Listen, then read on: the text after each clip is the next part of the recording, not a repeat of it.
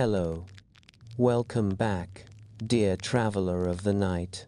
Before you close your eyes, before the world grows quiet around you, let me take your hand gently and guide you somewhere older than memory, somewhere above the mortal sky, where the air is cold and thin, and time drifts like drifting mist.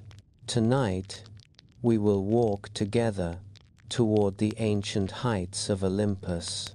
Not the Olympus you see in loud epics or dramatic legends, but the Olympus that sleeps behind the myths, the one woven with quiet breaths, moonlight, and forgotten softness.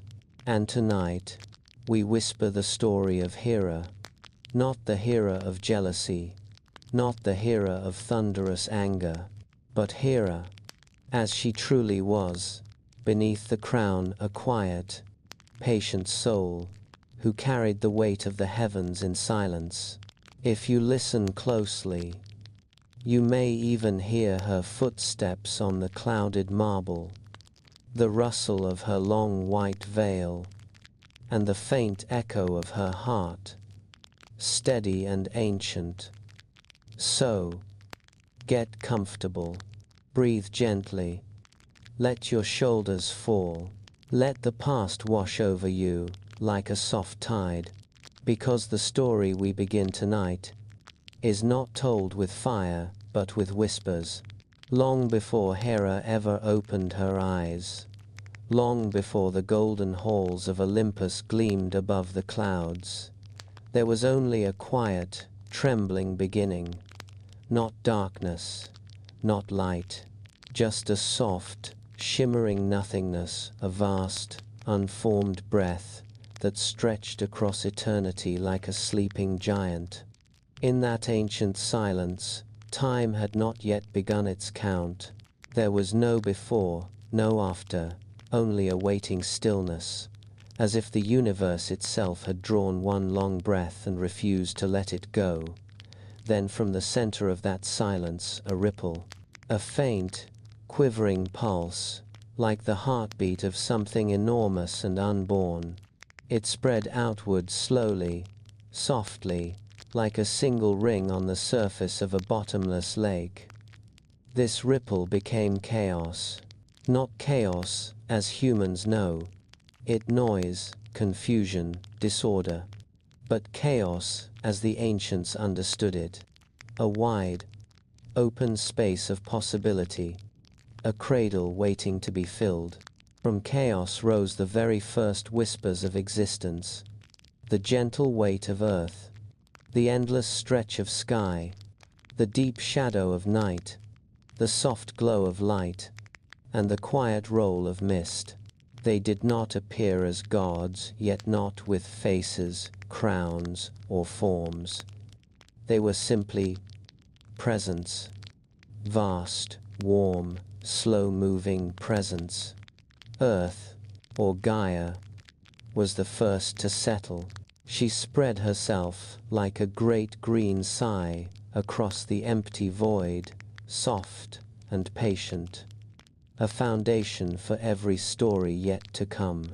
Above her, sky, or Aranos, unfolded like a pale blue curtain, stretching so wide and so high that even Earth could not see the end of him. He hovered protectively, a calm dome of starlit breath. Between them, where Earth reached upward and sky bent downward, a gentle pressure formed, like the joining of hands. That pressure became life, moving quietly between them.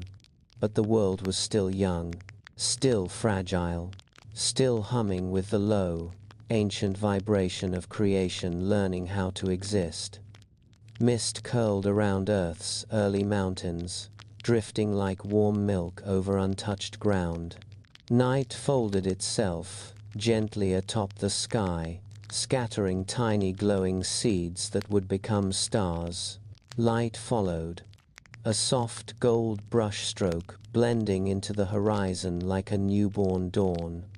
The universe grew slowly, carefully, like an artist who refused to rush a single line. Then, as earth and sky held one another in a silent, endless embrace, their union formed something new, beings tall as the mountains themselves, older than memory, wrapped in stone, cloud, and breath. These were the Titans. Their steps carved riverbeds. Their voices shaped valleys. Their sleep caused the ground to hum with warmth. They did not rule. They simply were, existing in a world without hierarchy, without fear, without purpose, beyond being the quiet children of the cosmos. The eldest Titan, Oceanus, flowed along the edges of the world like a protective ribbon, a vast, shimmering being whose body formed the first river to circle everything that existed. Where he moved, the air cooled, carrying the scent of salt and ancient mystery. Beside him was Tethys, gentle and deep as a dream, whose touch softened even the roughest stone. From the meeting of Oceanus and Tethys sprang all the early waters, streams, clouds, rains, quiet, nurturing, silver in the newborn starlight. High above them, Hyperion, the Titan of light, watched the world with eyes bright as two rising suns. His twin sister, Theia, glowed alongside him, trailing warmth behind her like a golden veil. And then there was Creus, whose arms held constellations, and Iapetus, who watched the horizon, as if waiting for something more. Coeus and Phoebe, two titans of mind and prophecy, sat upon high stones and whispered about futures not yet born. The Titan who stood tallest among them was Cronus, youngest son of earth and sky, shaped from mountain stone and starlight. Quiet, heavy, thoughtful, a being whose presence bent the air around him like a tree bowed under its own age. Cronus was not yet a king.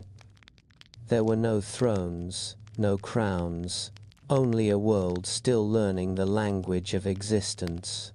Yet Olympus was already there, not as the glittering palace humans imagine, but as a raw, sacred mountain, its peak hidden in a pale swirl of untouched clouds.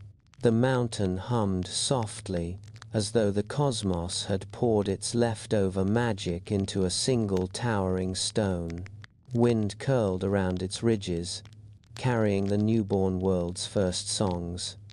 The low rumble of shifting earth, the bubbling laughter of young rivers, the soft sighs of trees pushing their roots deeper. Night draped herself gently over the peak, weaving a cloak of stars that blinked like tiny watchful eyes.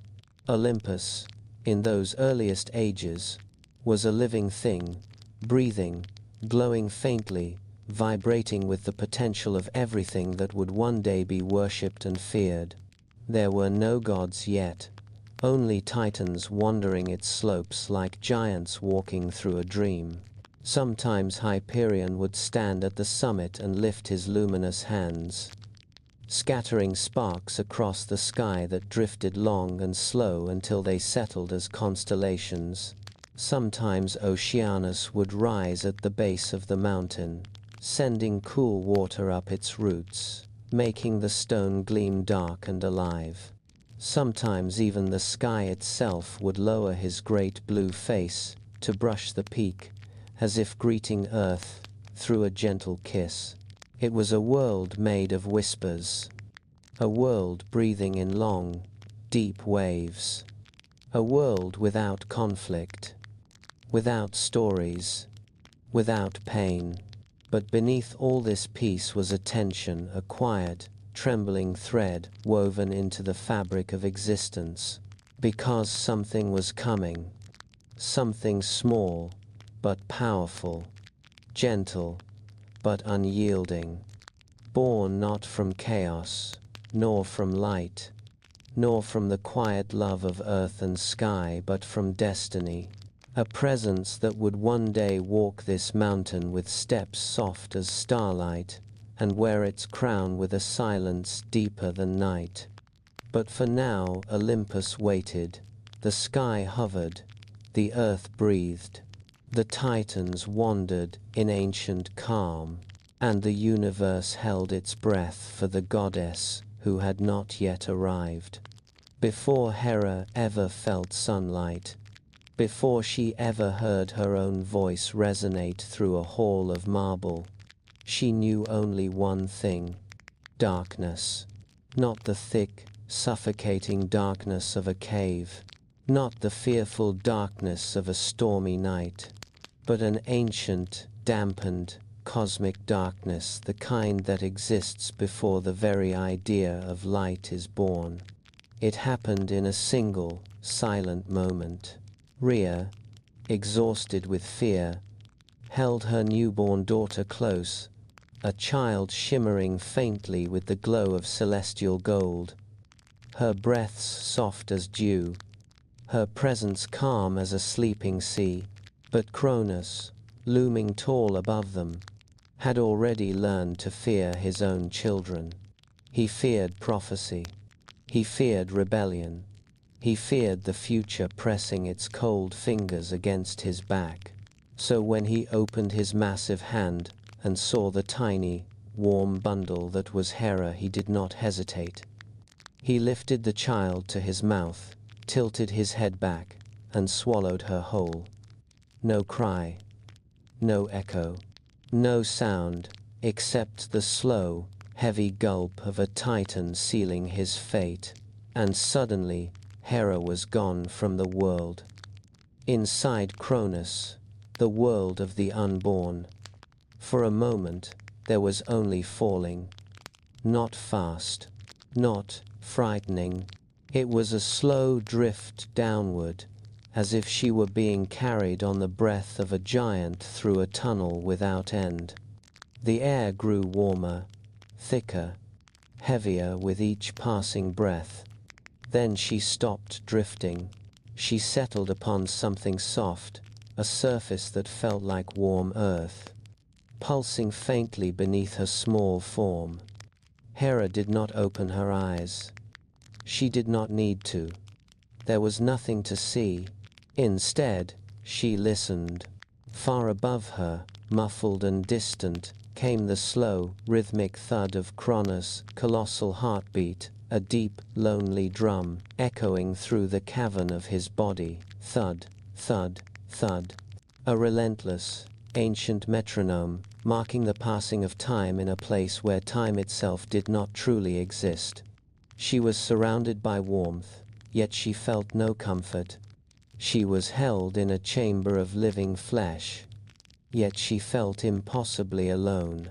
The world inside Cronus was a pocket of silence, a cradle without light, a womb without love. And Hera, newborn goddess, lay motionless and listened. The others in the dark. She was not alone. When Hera stretched out her tiny hand, her fingers brushed against something cool, still, and familiar. Hestia, her eldest sister, the goddess of the hearth-to-be, curled delicately, like a glowing ember that had not yet been set aflame. Nearby, Demeter rested, breathing softly, already carrying the gentle promise of harvests yet unborn. And farther still, Poseidon's form shifted occasionally, rippling like water reflecting starlight. Even in sleep, Hades lay quietest of all, his presence thin, like a shadow waiting patiently for the world that would someday belong to him. The 5 children of Rhea slept in a stillness deeper than oceans, their divine bodies suspended in timeless quiet. Hera, the middle child, rested among them as something different. While the others slept dreamlessly, Hera did not dream, but she felt. She felt the darkness press against her skin like a somber cloak. She felt the heartbeat of Cronus vibrating through her bones. She felt the faint shifts and ripples of divine siblings drifting near her, and she understood not in words, but in instinct that she was waiting. For what, she did not know. But the universe had not shaped her to end inside a Titan's stomach. She waited. The slow birth of awareness. Days passed. Or perhaps centuries. Inside Cronus, time was a sleeping animal, breathing slowly, never moving. But Hera changed. Her awareness grew, stretching out like roots, searching for water in the deepest part of the earth. She learned the contours of the dark chamber. She sensed the warmth of her siblings' divine forms. She traced the vibrations of Cronus' heartbeat and recognized its moods: steady, tense, trembling, or swollen with fear. She felt that fear often. Cronus was afraid of the future, afraid of the children he had swallowed, afraid of destiny's quiet footsteps. Hera absorbed that fear as if it were part of the air around her, not letting it consume her, but letting it shape her. For even in infancy, she understood something the other gods would never fully grasp. Silence is not emptiness. Stillness is not weakness. Endurance is not surrender. Inside the Titan's gut, Hera learned patience, a patience so vast, so deep, that it would define her for eternity. The inner world, though she had no sight, Hera built images within her mind. She imagined what light might look like, a warm glow, like the heat that surrounded her. She imagined what the sky might feel like, soft, expansive, like the stretches of Cronus' inner walls. She imagined what earth might be: solid, dependable, like her siblings' slumbering bodies. But above all, she imagined order. She felt the chaotic world outside Cronus, felt it through vibrations, through shifts in temperature, through the occasional tremor when the Titan argued with Rhea. The outside world was unpredictable, wild, untamed. But inside, in this quiet chamber of warm darkness, everything had rhythm. Cronus' heartbeat, her siblings' breaths, the slow pulse of divine power circulating quietly inside their living prison. In the rhythm, Hera found something sacred, a sense of structure, a sense of balance, a sense that even darkness could be organized into meaning. This was the seed of what she would one day become: the goddess of harmony, of bound vows, of order. But here, in the belly of a Titan, these qualities were merely forming: soft, embryonic, unspoken. Loneliness, without pain. Hera did not fear the darkness. She accepted it. She did not fear isolation. She breathed with it. She did not fear stillness. She rested within it. What she felt instead was a profound, aching solitude, not the loneliness of abandonment, but the loneliness of a star waiting to ignite. She understood, deep inside her godly nature, that she was meant for something larger than this confined space. But she also knew she could not rush the ancient rhythm. Everything in creation was unfolding with slow, cosmic precision. Her time would come. She only needed to wait. And so, inside Cronus, Hera waited, waited in silence, waited in darkness, waited with a patience as deep and unyielding as eternity itself. A tremor in the dark. Then, one day after immeasurable years of stillness, the chamber quivered. A new vibration, different, sharp, bright, cutting through the quiet like a blade of light. Something was coming, a presence, a force, a destiny that did not belong to Cronus. Hera opened her senses wide, not with fear, but with quiet recognition. The prophecy was awakening. The youngest child was rising. Zeus. For ages beyond counting, Hera lay in the warm darkness of Cronus' belly, listening to the steady, ancient heartbeat of the Titan who feared his own blood. Hera did not know day, nor night. She did not know warmth beyond the pulse of living flesh, nor cold beyond the shifting breath of the Titan's body. She existed in a still, timeless half-sleep, like a dream of a goddess not yet fully shaped. But then one moment, one breath, one vibration changed everything. The first stirring it began as a tremor, a thin, sharp ripple through the chamber, a soundless shiver of power piercing the thick warmth like a crack in ancient stone.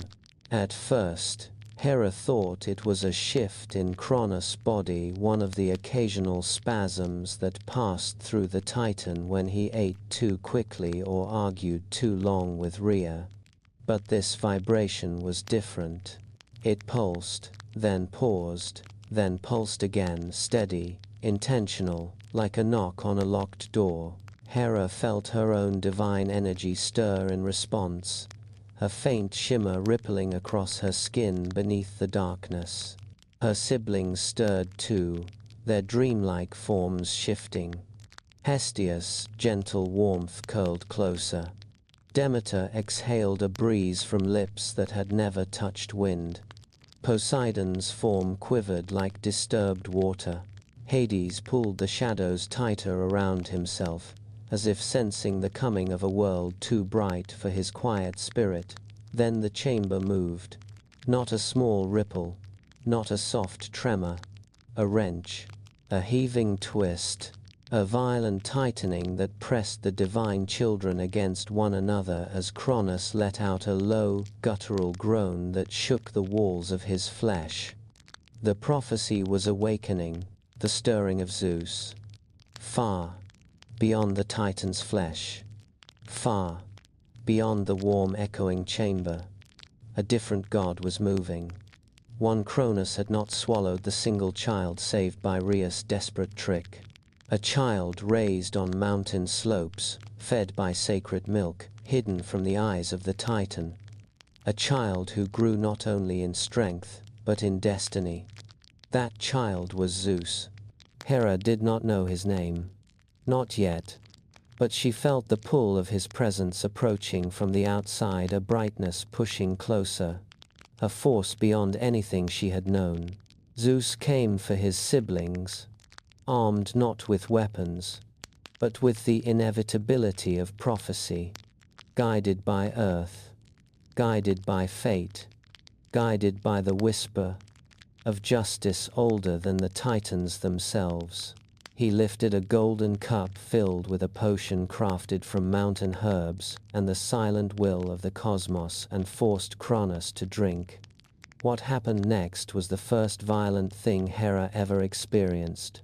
The breaking of the darkness, a roar, a thunderous, agonized roar that shook Hera's entire world as Cronus fell to his knees.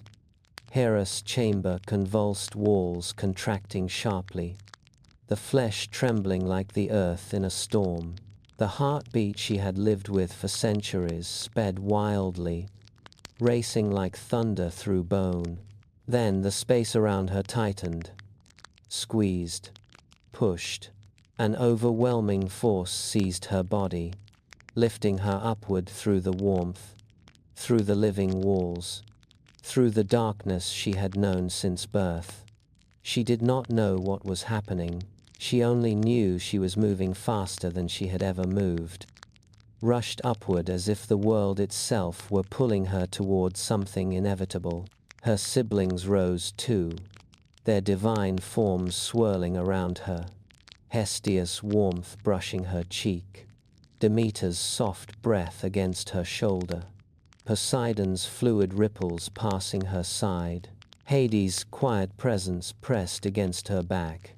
For the first time, The 5 children of Rhea rose toward the world they had never seen. Then, with a surge of force so sudden it stole even a goddess' breath light, the explosion into life. A blinding, overwhelming flood of brilliance, and cold air burst around her, as Cronus retched and expelled his swallowed children into the open world. Hera tumbled forward, her body slick with divine aura, her senses burning, ears ringing from the sudden rush of sound, skin prickling from the shock of open air. The ground beneath her was cold stone, real stone, not the warm flesh of a titan, but something solid, ancient, unyielding. She lifted her face slowly, carefully, and opened her eyes for the very first time. The world rushed into her. Light, sharp and golden, poured over her skin like liquid fire. Air cool, crisp, filled with scents she could not name, rushed into her lungs in long, trembling breaths. Sounds, soft winds, distant voices. The quiet trickle of unseen waters fell into her ears, like a melody she had been waiting eternity to hear. She blinked, and blinked again, and the sky settled into view, an endless, shimmering blue stretched, like a great dome across the horizon. Hera inhaled, her first true breath of freedom, and the cold air sliced through her like a blade made of stars. This was the world. The first sight shapes came slowly into focus. White clouds drifting lazily overhead. The rough texture of stone beneath her palms. The shimmer of divine energy, glowing faintly around her siblings as they lay scattered across the ground. Then she heard a voice, warm, bright, steady as the promise of daylight. Hera. She turned, shaking from the sheer weight of existence, and saw him, the god who had freed her. Zeus stood tall, younger than the mountains, yet older in presence than the wind that curled around them. His hair shone with streaks of gold, his eyes bright like lightning trapped in calm water. There was no thunder in him yet, no storm, no arrogance, only relief and wonder. He reached out his hand toward her, not commanding, not assuming, but offering. The gesture was simple, quiet, almost shy. Something inside Hera, something shaped by centuries of patience, recognized him. She reached toward his hand. Her fingertips brushed his palm, and a small spark leapt between them, soft, warm, like the first flame of a hearth. Her siblings stirred behind her, drawing their first breaths of freedom. The world around them began to pulse with new energy, shifting as fate rearranged itself. But Hera saw only the sky, and Zeus, and the light. For the first time, she felt the cold breeze slip into her hair, felt the sun kiss the bridge of her nose, felt the earth beneath her solid and steady. And in that moment, in the quiet that followed the storm, she understood. She had been born once into darkness, but this was her true birth. The world was unbearably bright, not painful, but overwhelming, like a secret kept for thousands of years finally whispered into a soul that had never known a voice. Hera sat on the cold stone, her fingers trembling slightly as she traced the texture beneath her palms, a texture so different from the living walls she had pressed against for ages. The stone was firm, unmoving, dependable. It was the first thing she touched that did not pulse with another being's heartbeat. And in that stillness, Hera felt something strange swell in her chest, something small, but steady, like the rising of dawn inside her. Belonging. She did not belong to Cronus' darkness. She did not belong to fear or prophecy. She belonged to the world shaped by sky and wind and light. The first breath of the world, Hera inhaled deeply, and the air so cold, so crisp, so filled with scents she could not yet name rushed through her lungs, with a sweetness that made her exhale in a trembling sigh. It smelled of morning, of stone washed by mist, of young grass stretching toward its first sunrise, of distant water gliding across rocks, of light itself. Every breath tasted like a new beginning, a beginning she had waited centuries for, without even knowing she was waiting.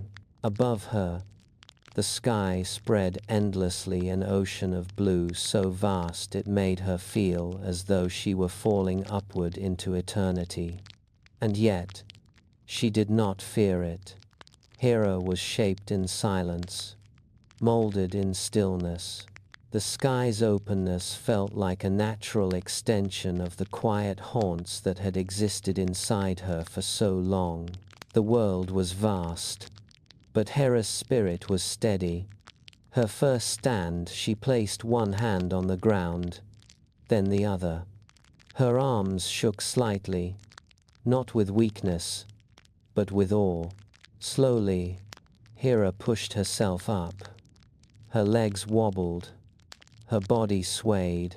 The wind seemed almost shy as it brushed against her, like a child curious to touch something sacred. When she finally stood upright, Hera felt the earth settle beneath her feet. Two bare souls meeting reality, for the first time in all eternity. Her divine form shimmering faintly, she took her first step. It was small, soft, barely more than a shift in weight, but it echoed not through the land, but through fate itself. The universe had waited long for the goddess who walked with such quiet grace. Her siblings stir. Behind her, Hestia rose first, steady, glowing softly, her warmth spreading outward like a tiny hearth in the chill of morning.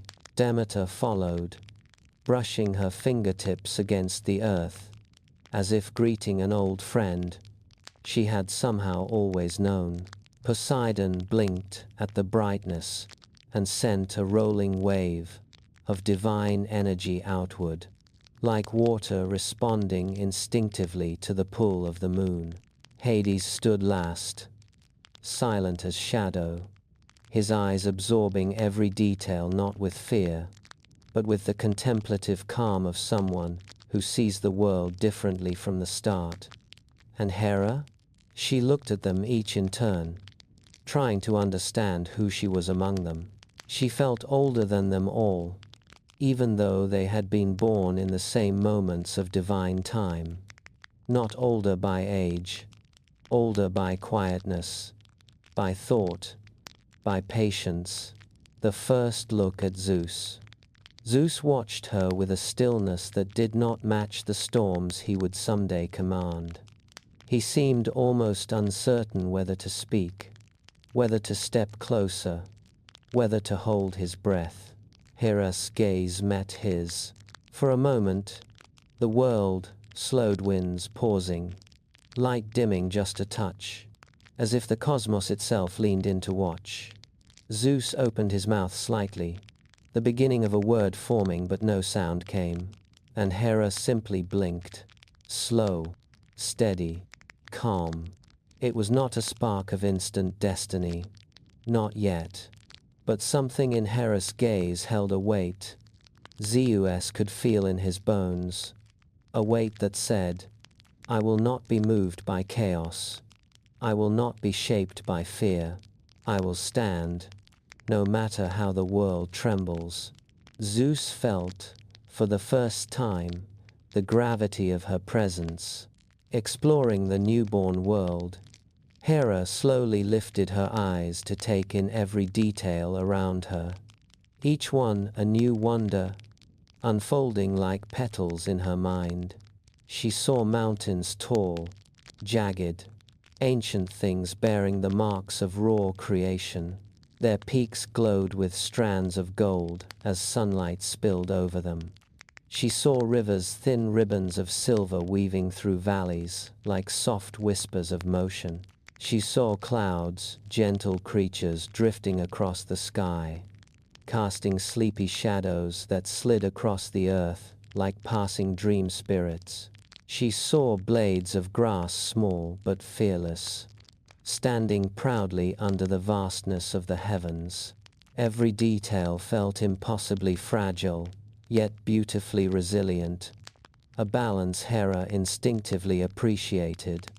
Her heart ached with a strange, tender emotion, not sadness, not joy, but recognition, as though the world outside was something she had known long ago and was just now remembering.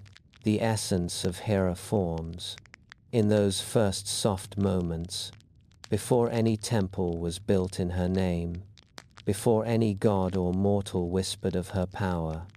Hera took form, not her physical shape that had always existed, her essence. She stood tall, her posture naturally poised, her expression serene with a depth no other newborn god possessed. Where Poseidon radiated wild movement, where Hades carried the calm of shadow, Hera radiated order.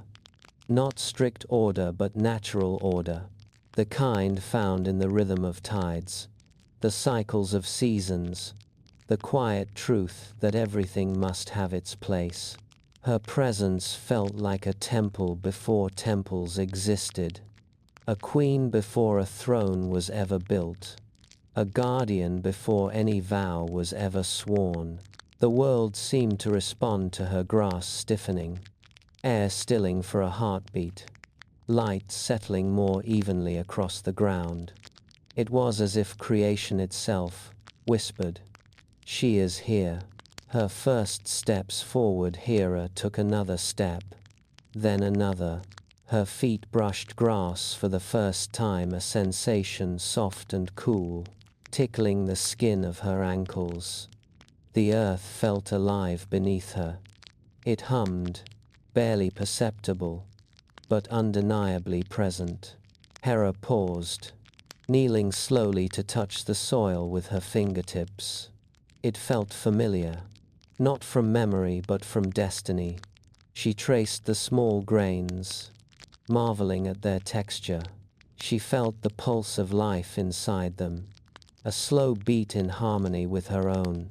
For the first time, a soft smile touched her lips, a quiet, private smile, carved from wonder, not joy, not delight, but acceptance. She whispered, not with her voice, but with her spirit, "I belong here." The world heard her. As the sun warmed her skin, and the wind wrapped itself around her shoulders like a shy companion, Hera stood again, not as a child of darkness, nor as a survivor of Cronus' fear, but as a goddess awakening to the world she would one day help shape. Her first steps were small, quiet, unassuming, but the echoes of those footsteps would travel through eternity. The world was still new, young, trembling, filled with the scattered breaths of creation, learning how to exist. And Hera, freshly born into the light, walked through it with the delicate wonder of someone tasting freedom for the very first time. But unlike her siblings, who wandered with wide eyes and unsteady steps, Hera moved with an almost unnatural calm. Her feet pressed softly into the grass, as if she feared disturbing the world before she had a right to touch it. Each step felt deliberate, not hesitant, but thoughtful, a movement shaped by centuries of stillness inside Cronus' dark belly. She had learned patience there. She had learned silence. And now, in this dazzling new world, those qualities unfurled within her like a quiet, ancient flower finally allowed to meet the sun. The whisper of the earth. Hera placed her palm upon the ground, fingers splaying across cool soil, and a strange warmth blossomed beneath her touch. Not heat but harmony, balance, a sense of everything fitting into place just so. The earth beneath her did not roar, did not tremble. It hummed a low, steady vibration that matched the rhythm of her heartbeat. And Hera understood, without needing words, that some part of her soul was intertwined with this harmony, not controlling it, not commanding it, simply reflecting it. She belonged to cycles, to order, to the subtle structure that stitched the world together beneath the surface. The world was chaotic, full of wild rivers, and unshaped mountains and winds that tore across the sky without purpose. But Hera felt something else, the potential of balance, a guiding hand, a steady gaze, a soul calm enough to bring shape to the wildness. And she knew quietly, instinctively, that this calm was her gift, the first winds of Olympus. As Hera walked across the newborn land, a breeze rose to meet her. It curled gently around her ankles, lifted strands of her hair, and played with them like threads of gold in soft motion. The wind seemed curious, as if drawn to her serenity. It danced around her in slow spirals, forming a small current that followed her steps like a faithful companion. It whispered through the grass, through the rocks, through the faint cracks in the forming earth. She is different. Where Poseidon disrupted the rivers with his restless power, where Hades cast soft shadows over the ground, Hera brought stillness, not the stillness of emptiness, but the stillness of meaning, a resting place, a steady point, a center. Her gaze, upon the early heavens. Hera lifted her eyes to the vast dome of sky overhead. Clouds floated lazily, their edges glowing with sunlight, white, gold, and pale silver, against the endless blue. The sky stretched farther than anything she had ever felt or imagined.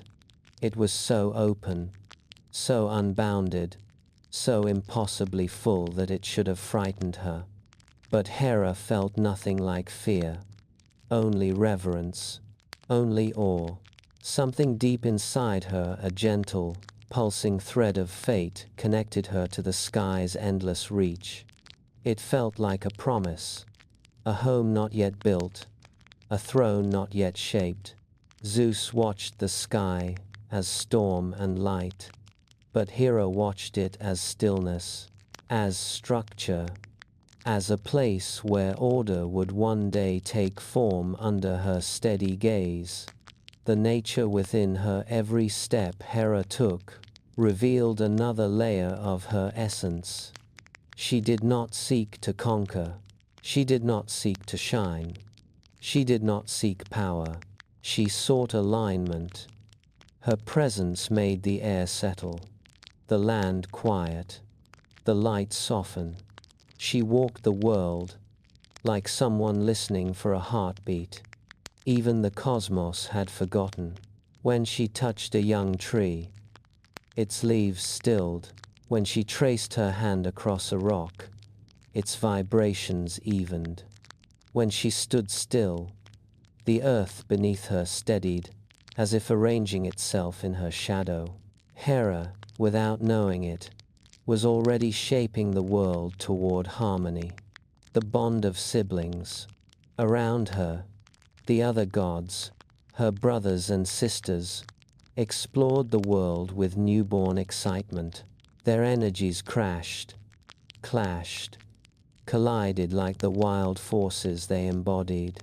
Hestia's warmth glowed bright as she crouched by a small cluster of stones, trying to coax the first flame out of the friction of her hands.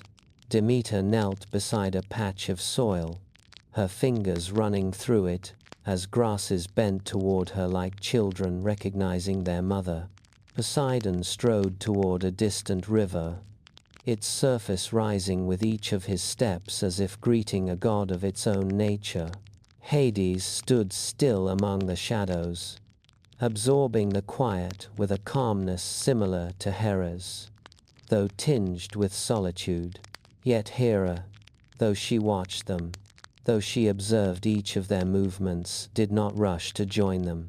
She cared for them. She recognized the bond of shared birth, but her connection to them was not one of mimicry or imitation.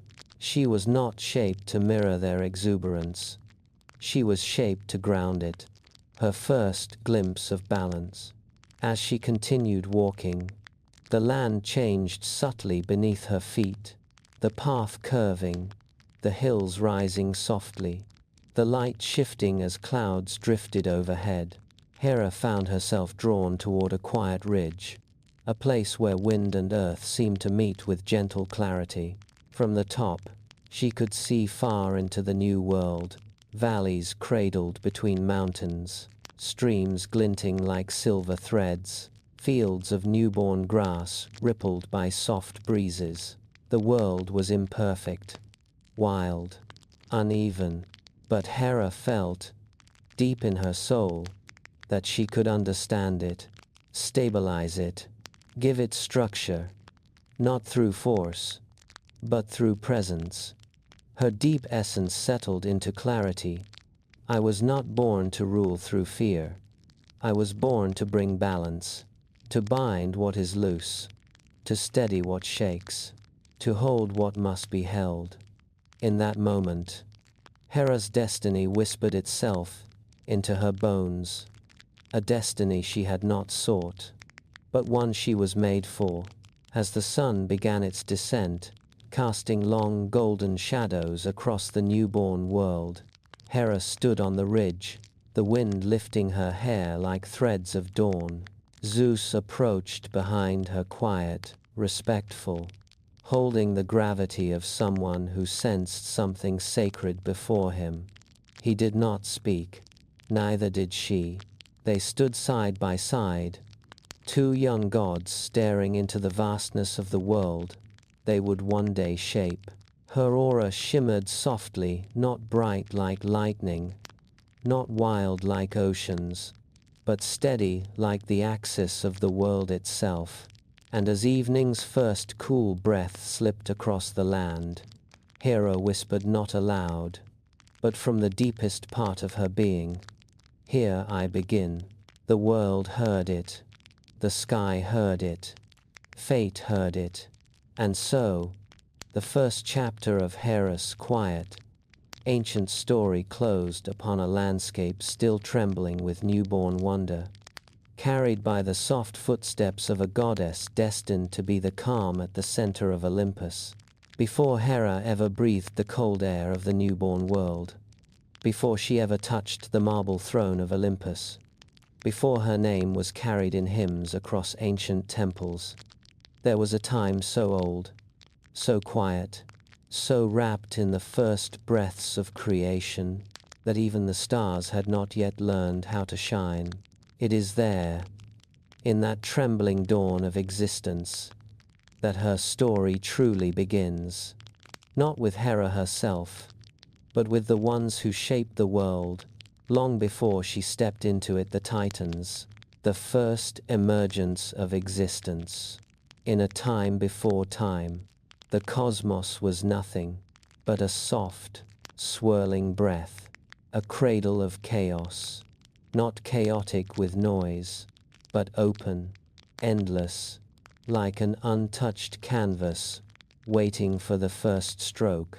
From that boundless silence rose Gaia, the earth not simply land and stone, but a living presence, warm and nurturing, her body stretching into mountains and valleys, her spirit humming with ancient promise. Above her unfurled Ouranos, the sky a vast, blue arc of breath and cloud, bending gently to cover Gaia like an endless protective cloak.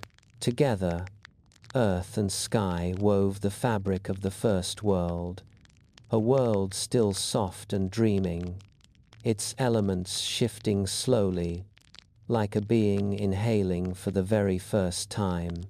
And from their silent union came the Titans, the birth of the Titans. They emerged, one by one, each taller than mountains, each carrying within themselves a piece of the world's newborn heartbeat. Oceanus, firstborn of the 12, flowed like a river, made into a god, his body shimmering with the colors of deep water, his breath carrying the cool scent of an untouched sea. Beside him rose Tethys, gentle and serene, her steps leaving ripples of silver mist as she crossed her mother's skin. High in the sky, Hyperion ignited like the first spark of sunlight, a warm radiance pouring from his form. His sister Thea followed, glowing with the brilliance that would one day give birth to the sun, moon, and dawn. Then came Coeus and Phoebe, minds sharp as starlight, prophecy swirling in their gaze like a restless tide. Creus, cosmic and solemn, with constellations tangled in his hair. Iapetus, whose presence bent the horizon, as though aware of the destinies locked inside all things. And then the youngest, Cronus, born last, yet standing with an aura that whispered of endings and beginnings woven tightly together. Gaia looked upon her youngest son and felt something shift, a shadow of destiny moving beneath his skin. He was quiet, observant, patient. He listened to the world before ever speaking to it. But beneath the patience lay a seed of fear he would spend his life trying to deny. Gaia and her golden daughter, among this first generation, was one Titaness, whose presence radiated with a softness no other shared. Rhea, her hair held the color of warm earth at dusk, her voice carried the calm of shifting seasons, and wherever she walked, flowers sprang from the ground as if eager to greet her. She was gentle, yet not fragile, like a river that could carve mountains through persistence, not force. Gaia loved all her children, but Rhea was the golden thread in the tapestry of the Titans. And Cronus, for all his shadows and fears, fell into orbit around her, as though gravity itself had chosen her as its center. Cronus and Rhea, the union that would shape the future. Their bond was not fiery, nor sudden, nor filled with thunderous passion. It was something softer, a quiet alignment of destinies that had been written long before their births. Cronus admired Rhea's calm, the way she held the world without trying to shape it. Rhea admired Cronus' silent strength, his ability to see patterns beneath the chaos of creation. Together, they were balanced, though neither yet understood the cost their union would carry. When they joined, Gaia's heart swelled with hope. She saw in them the seeds of a new age, one ruled not by raw forces, but by order and future. And so, from their union, the second generation of divine beings began to take form, the first sparks of what would become the Olympian gods, the birth of prophecy. But fate, ever patient, ever listening, had plans deeper than love. A whisper came to Cronus, soft, like a breeze drifting through the oldest tree, a whisper that chilled his eternal bones. One of your children will rise above you. It was not a threat, not a promise, simply truth, spoken with the inevitability of the sunrise.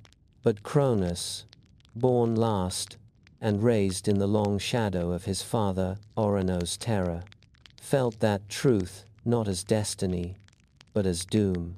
Fear took root in his heart, a quiet fear, but powerful, like a small seed that would one day break stone. And from that fear would rise a cycle of swallowing and silence, of darkness and waiting, of a world trembling under a titan's desperation. But all that, the swallowing, the darkness, the children hidden within him, was still to come. For now, all was still calm. Rhea carried the soft glow of future life. Cronus held her hand with a tenderness that belied the storm inside him. And the world, newborn and trembling, watched in silence as the roots of Hera's existence took hold. Because Hera, the goddess of calm, of balance, of order, was not shaped only by her birth. She was shaped by these ancient forces that preceded her: the fear of Cronus, the gentleness of Rhea, the trembling dawn of the cosmos, the lineage of titans woven with destiny. Her story began long before she opened her eyes, and in that beginning, the universe already sensed her coming. In the trembling dawn of the world, when light was still learning how to stretch across the horizon, Cronus stood between destiny and fear, his shadow long upon the ground. He had once been the youngest of the titans, patient and quiet, a child shaped by the deep hum of creation. But now, ruling in the place of his father, he felt the weight of prophecy coil around him like a cold serpent. Gaia's whisper echoed through his mind, soft yet unyielding, telling him that one day, a child of his own blood would rise against him. Cronus tried to push the words away, but fear is a seed that does not die once planted. It grows in silence. It grows in cracks no one else can see. And soon, the seed inside Cronus began to sprout into a shadow that followed him wherever he walked.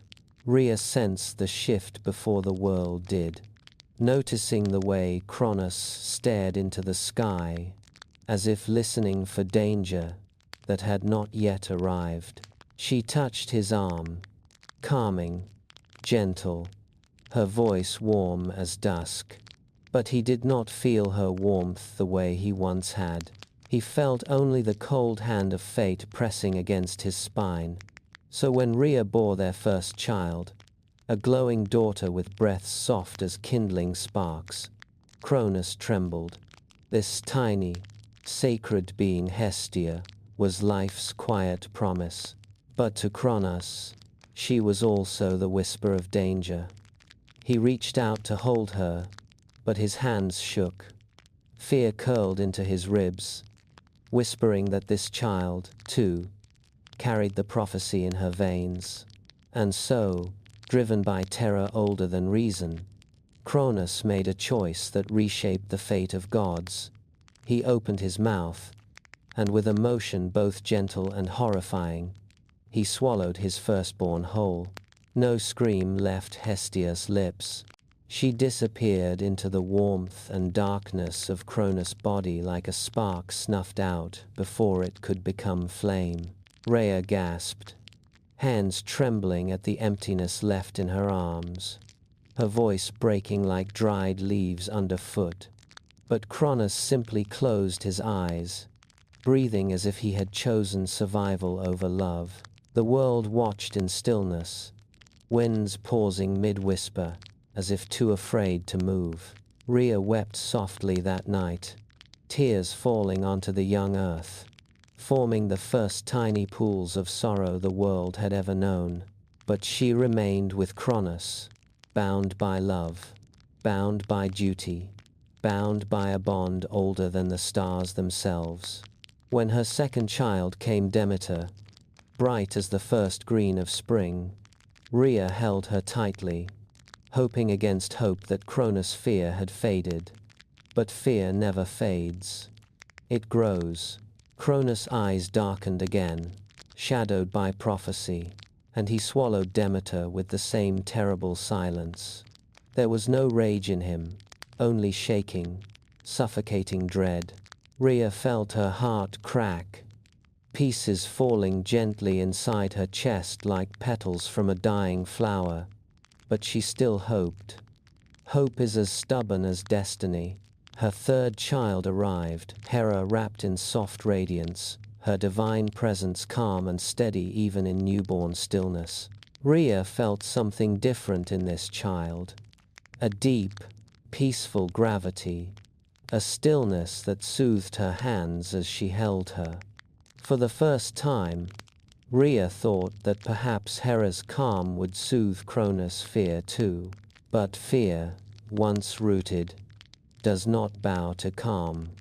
Cronus approached, his steps heavy, his face caught between awe and terror. Rhea pleaded with him, voice trembling like the first winds of winter. But Cronus was deaf to everything except the prophecy echoing through his bones. With a movement both sorrowful and mechanical, he swallowed Hera as he had swallowed her sisters. The quiet darkness claimed her, and Rhea's cry rose, like a wounded bird, into the vast, uncaring sky. Now, 3 sparks of divinity slept inside the Titan's body, wrapped in warmth and shadow, their small lights dimmed but not extinguished. Rhea's grief followed her like a second shadow, stretching longer with every loss. When her 4th child was born, Hades, she held him close to her chest, heart beating fast with the instinct to run. But where could she flee? The world was still forming. There was nowhere to hide from a Titan's reach. Cronus, wide-eyed and trembling, swallowed Hades too, the fear in him rising like a tide he could not hold back. Inside him, the chamber of darkness grew heavier with divine presence. The 5th child, Poseidon, came into the world with the smell of salt and the murmur of waves hidden in his breath. Rhea's tears fell on his cheeks, like drops of sea foam. She begged Cronus to stop. She begged fate to be merciful. She begged the world to intervene. But Cronus swallowed Poseidon as well, his hands shaking as if he knew each act carved something sacred out of his own heart. 5 children now rested inside him, glowing faintly like lanterns lost in thick fog, their divine forms drifting in a place where time had no voice. They slept, unaware, untouched by fear, untouched by the sorrow outside. Each swallow weakened Rhea's spirit, dimming the soft gold of her presence. Yet she stayed, because love is both fragile and terribly, impossibly strong. She stayed because destiny had not finished weaving her story yet. And then came the 6th child, Zeus, whose cry at birth did not sound like fear but like a spark cutting through the night. Rhea looked into his eyes and saw something new.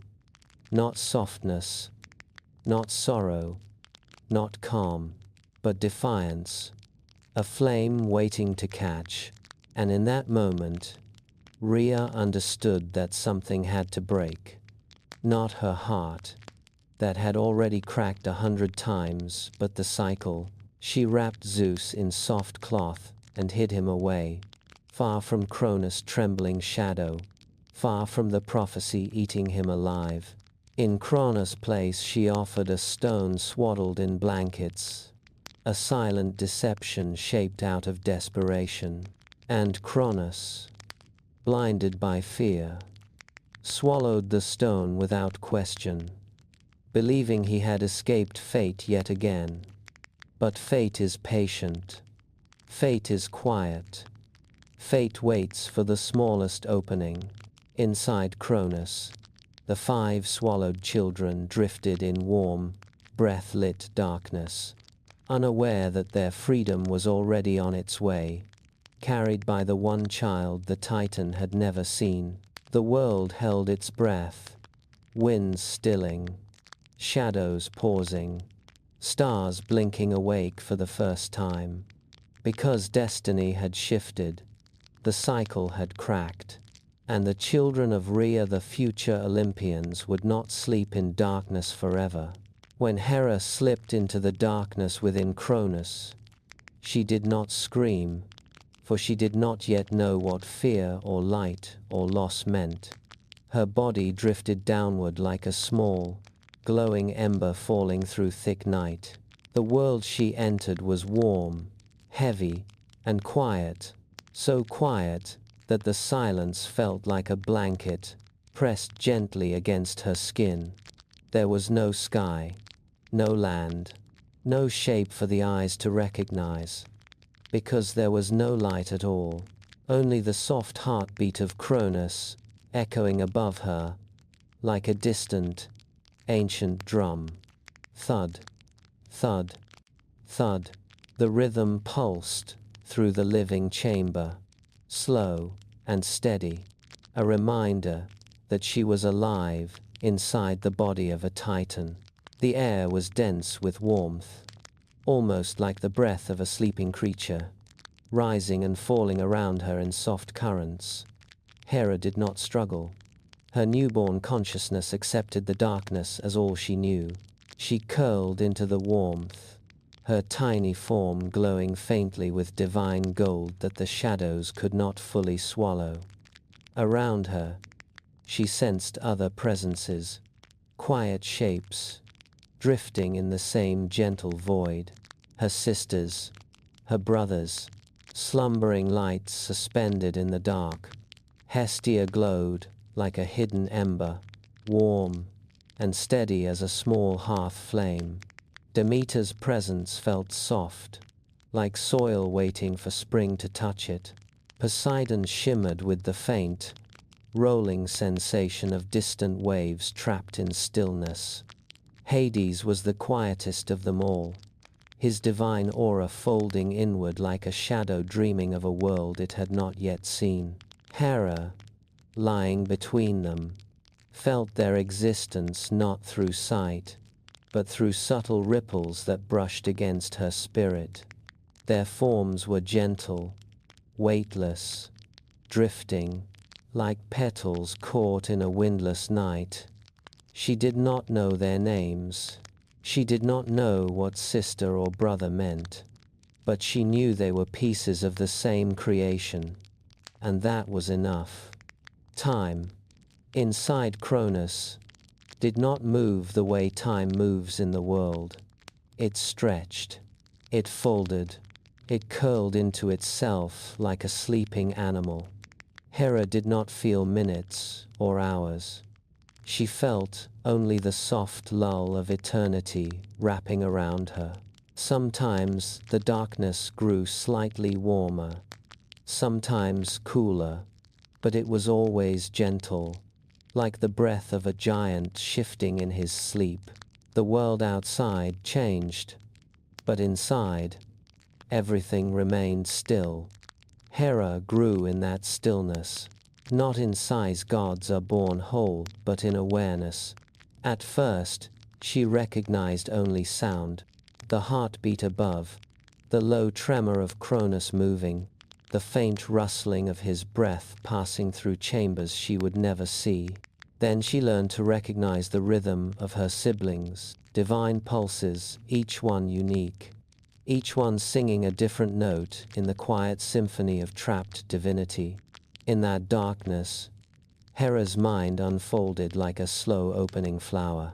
She learned patience before she learned anything else.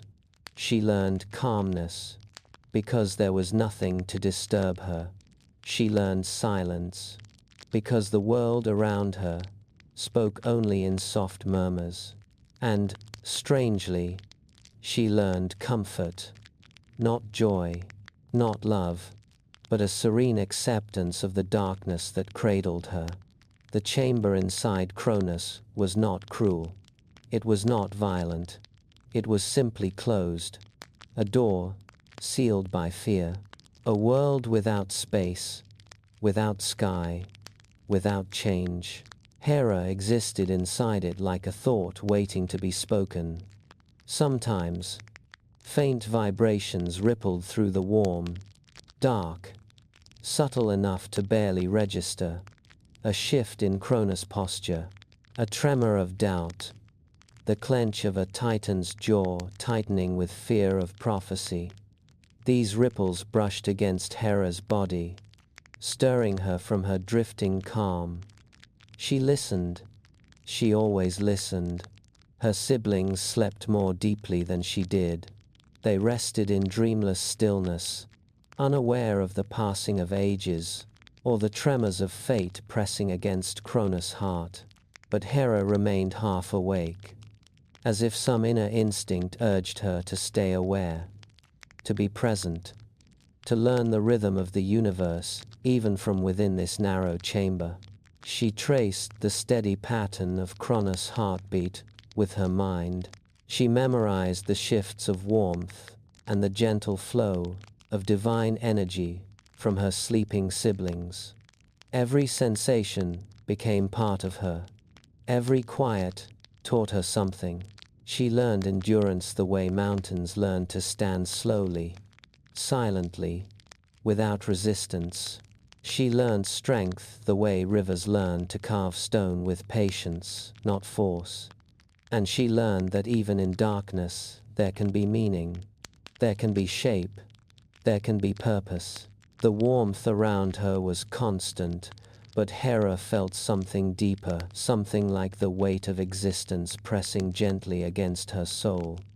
She sensed that she was meant for a world she had not yet seen, a world filled with light and space and vastness she could not imagine.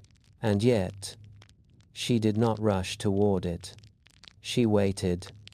Waiting was all she had ever known. But she waited with grace, with calm, with an ancient patience that would one day define her reign. She did not know how long she existed in that dim, breath-warmed space. A century, 1,000 years, an eternity. Inside Cronus, time was not a drumbeat. It was a breath, a single, endless inhalation. But something began to change. A subtle tension tightened through the Titan's body, sending a tremor across the chamber that brushed against Hera like a sudden draft. Cronus' heartbeat faltered once, twice, as if struck by a force from outside. His breath came faster, his body twisted with discomfort. Hera felt the walls around her tighten, the warm darkness contracting in a way it never had before. A ripple of energy surged through her siblings, stirring them from their ancient slumber. For the first time, Hera felt fear not sharp, but thin, like a cold thread running through warm water. She clung to the familiar rhythm of Cronus' heartbeat as it grew more erratic. The chamber convulsed, the warmth trembled, and a bright force, still distant but unmistakable, pressed against the boundary of the Titan's stomach. A force not of fear, not of hunger, but of destiny. A force shaped by the child Rhea had hidden, Zeus. Hera did not yet know his name. She did not know what freedom meant. She only knew that the darkness that had held her since the beginning was beginning to crack. And this time, she did not curl into quiet acceptance. She lifted her head. She opened her senses. She prepared for whatever came next. Because somewhere deep within her divine core, a whisper stirred, a whisper soft as starlight, yet strong enough to carry the weight of future worlds. This is not the end. This is the door. For ages upon ages, Hera had known only the soft pulse of darkness, but now, something different vibrated through the warm chamber inside Cronus, something sharp, bright, and unmistakably alive. It began as a faint quiver, a thin ripple of tension humming along the Titan's inner walls. Hera felt it like a sudden breeze in a room sealed for centuries. A tremor traveled through the flesh around her, not painful but startling, as if the universe itself had flickered. Her siblings stirred in their sleep, their divine forms shivering in response. Hestia's warmth pulsed gently. Startled, Demeter's glow shifted like a field of wheat, moved by a sudden gust. Poseidon's presence rippled with uneasy waves. Even Hades, quiet as deep shadow, drew in the faintest breath of change.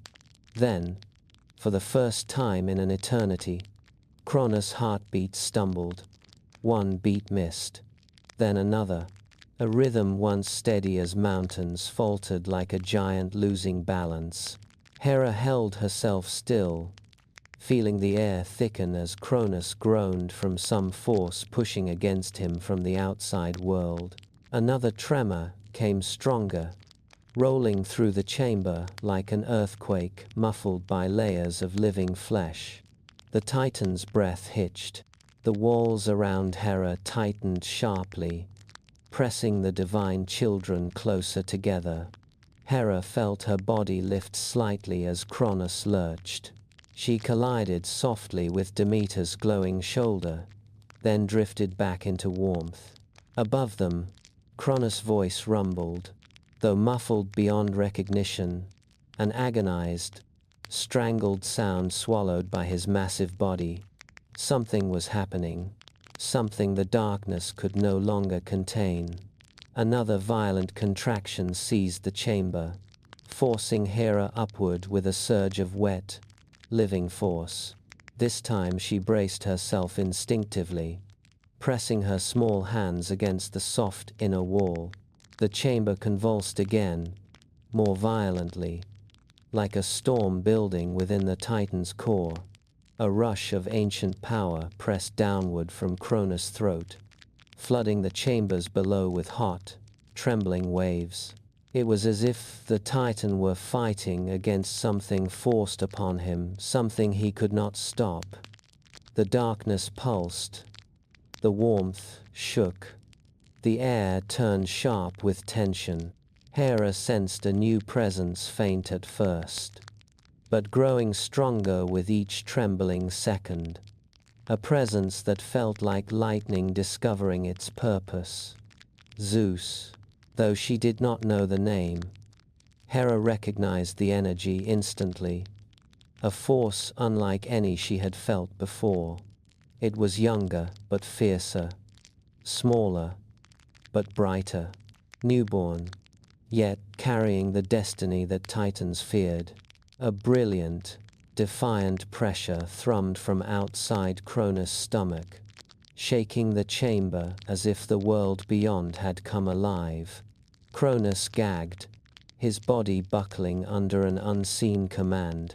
Hera felt herself dragged upward by a sudden surge of force, as though she were being pulled toward a distant, blinding horizon. Her siblings drifted with her, their sleeping bodies lifted like petals in a rising current. Another convulsion tore through the Titan. The chamber tightened once more, squeezing around them as if the darkness itself were collapsing inward. Warm fluid surged past Hera, pushing her upward, closer to the source of the tremor. Then the convulsions grew rhythmic, straining, heaving, forcing the divine children toward the one place Cronus could no longer hold shut. The Titan retched. A terrible, hollow sound echoed around Hera as Cronus bent under the pressure of the potion Zeus had given him. Inside, Hera felt the shift like a rising storm. Light, not yet seen, but sensed, pierced the darkness. A thin stream of brilliance seeped downward, touching the chamber with a glow so alien it made Hera's pulse quicken. Her siblings stirred in earnest now, their bodies glowing brighter as they woke from their timeless sleep. Then came the final heave, A surge of force, so powerful, it ripped Hera from the quiet cradle she had known her entire existence. The darkness around her shot upward. The warmth broke apart. The walls that had enclosed her loosened with a violent, unstoppable push. And then suddenly she was no longer inside Cronus. She burst into the world in a rush of warmth, light, and breath. A wave of air slammed into her skin, cold and startling, filling her lungs with a harsh, exhilarating newness. Hera tumbled forward, landing on hard stone slick with divine aura, the surface shockingly cold after centuries of living warmth. Behind her, her siblings spilled out as well, Hestia glowing softly, Demeter shimmering, Poseidon rippling with confused waves, Hades emerging in a cloak of shadow. The world outside roared with sound, wind howling, earth trembling beneath Cronus' collapse, and the faint crackle of divine power hovering nearby. But then, all that faded as Hera lifted her eyes for the very first time. Light exploded across her vision, not violent, but overwhelming in its beauty. It washed over her like liquid gold, filling her sight with colors she had never known existed. Blue sky stretched above her, endless and soft. Clouds drifted like gentle spirits. Mountains rose in slow angles of stone and shadow. The air tasted sharp, clean, wild. Hera inhaled, chest trembling as her lungs embraced the world outside. The ground beneath her vibrated with life, humming in a rhythm older than Cronus' heartbeat. This was birth. Not the quiet slipping into darkness she had known before, but the true beginning of her existence. And standing before her, watching her with eyes bright as newborn stars, was Zeus. He breathed heavily from the effort of freeing them, chest rising and falling with fierce determination. He did not yet look like the king he would become. He looked young, hopeful, almost fragile in the shadow of what he had done. But his gaze on Hera held something steady, something knowing, as though he felt the weight of who she would one day be. Their eyes met in silence. Not thunder, not prophecy, spoken aloud, just a recognition, a soft, ancient echo between two gods whose destinies would one day intertwine. Hera blinked slowly, letting the light settle in her vision. Her divine aura flickered gently, adapting from darkness to dawn. The wind wrapped itself around her shoulders like a shy greeting, and for the first time, Hera understood that she was free. The darkness behind her belonged to another life, a life sealed now by the first breath of a new era, the era of the Olympians. Zeus extended a hand toward her, hesitant but sincere, and Hera, born from silence and shaped by patience, lifted her own hand and reached toward the light. Light poured in like a careful confession. For the first time, Hera felt the sharp coolness of air that was not warmed by the body of a titan. Her lungs opened and remembered how to carry breath across space instead of flesh. Stone pressed beneath her palms, solid and unmoving, an alien comfort after ages of living warmth. She blinked, and the world revealed itself in slow gifts of color and shape. A sky so wide, it seemed to hold a weightless eternity stretched above her. Clouds moved with the lazy grace of something that had no need to hurry. Mountains rose like patient guardians, their edges softened by newborn light. Grass brushed her ankles with a timid touch, wet with morning and full of small, brave scents. A wind slipped over the land like a curious animal, sniffing the new presence of gods. Hera curled her fingers into the cool soil and felt a hum under her skin. It was not Cronus' heartbeat now, but the pulse of the earth itself, steady and ancient. She drew herself up carefully, knees protesting the strange demand of standing after long stillness. Her legs felt unfamiliar and true at once, as though they had learned to hold the world for her alone. Around her, the air seemed to tune itself to her patience, calming its hurry just a fraction. She lifted her face to the light, and the brightness did not burn her, but washed her like a gentle tide. Colors stitched themselves into meaning. Blue, green, the pale burnish of early leaves, the deep shadow between stones. Sounds unfolded in layered whispers, distant water wandering, leaves in quiet conversation, the soft bells of birds testing their first songs. Hera listened not to names, but to rhythms, and the rhythms answered with a kind of promise. She smelled the world mud warmed by sun, resin on old trees, an undernote of salt coming from waters she had not yet seen.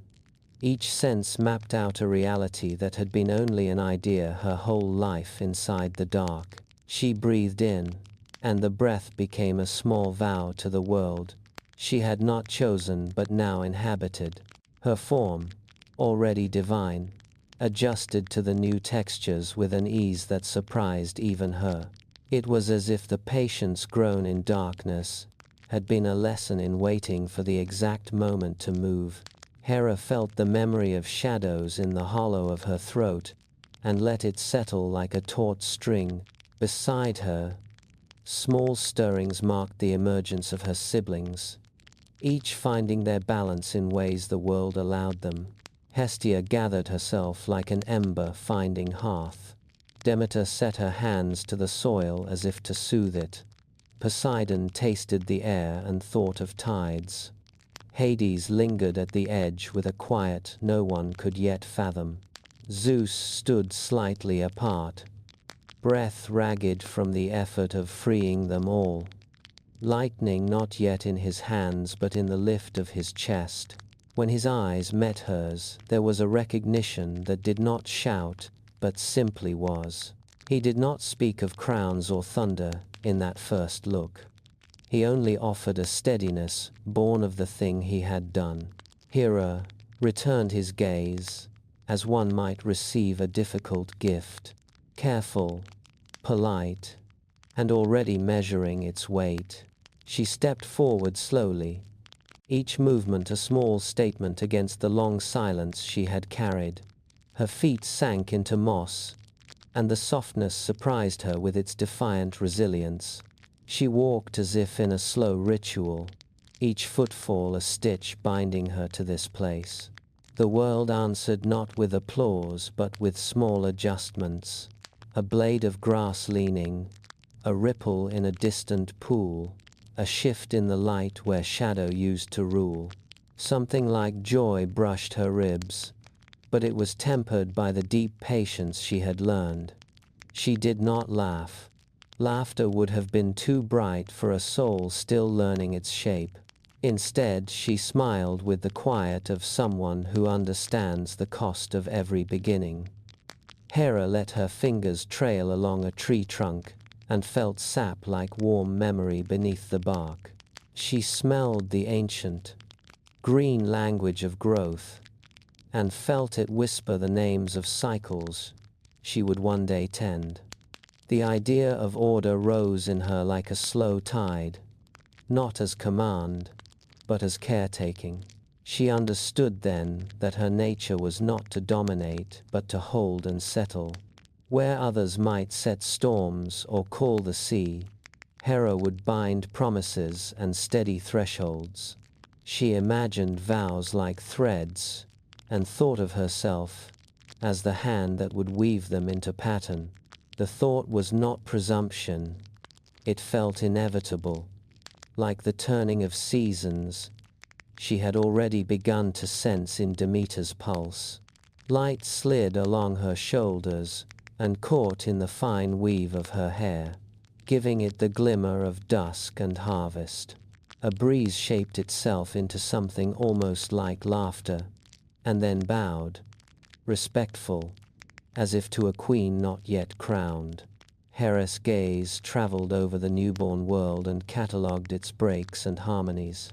She saw where wildness needed guiding, and where gentleness must be preserved.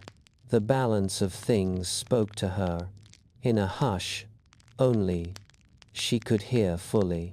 She knew she would not be the loudest of gods. She would not command by force or by fear. Her work would be precise and slow, like the shaping of stone, or the teaching of law by patient hand.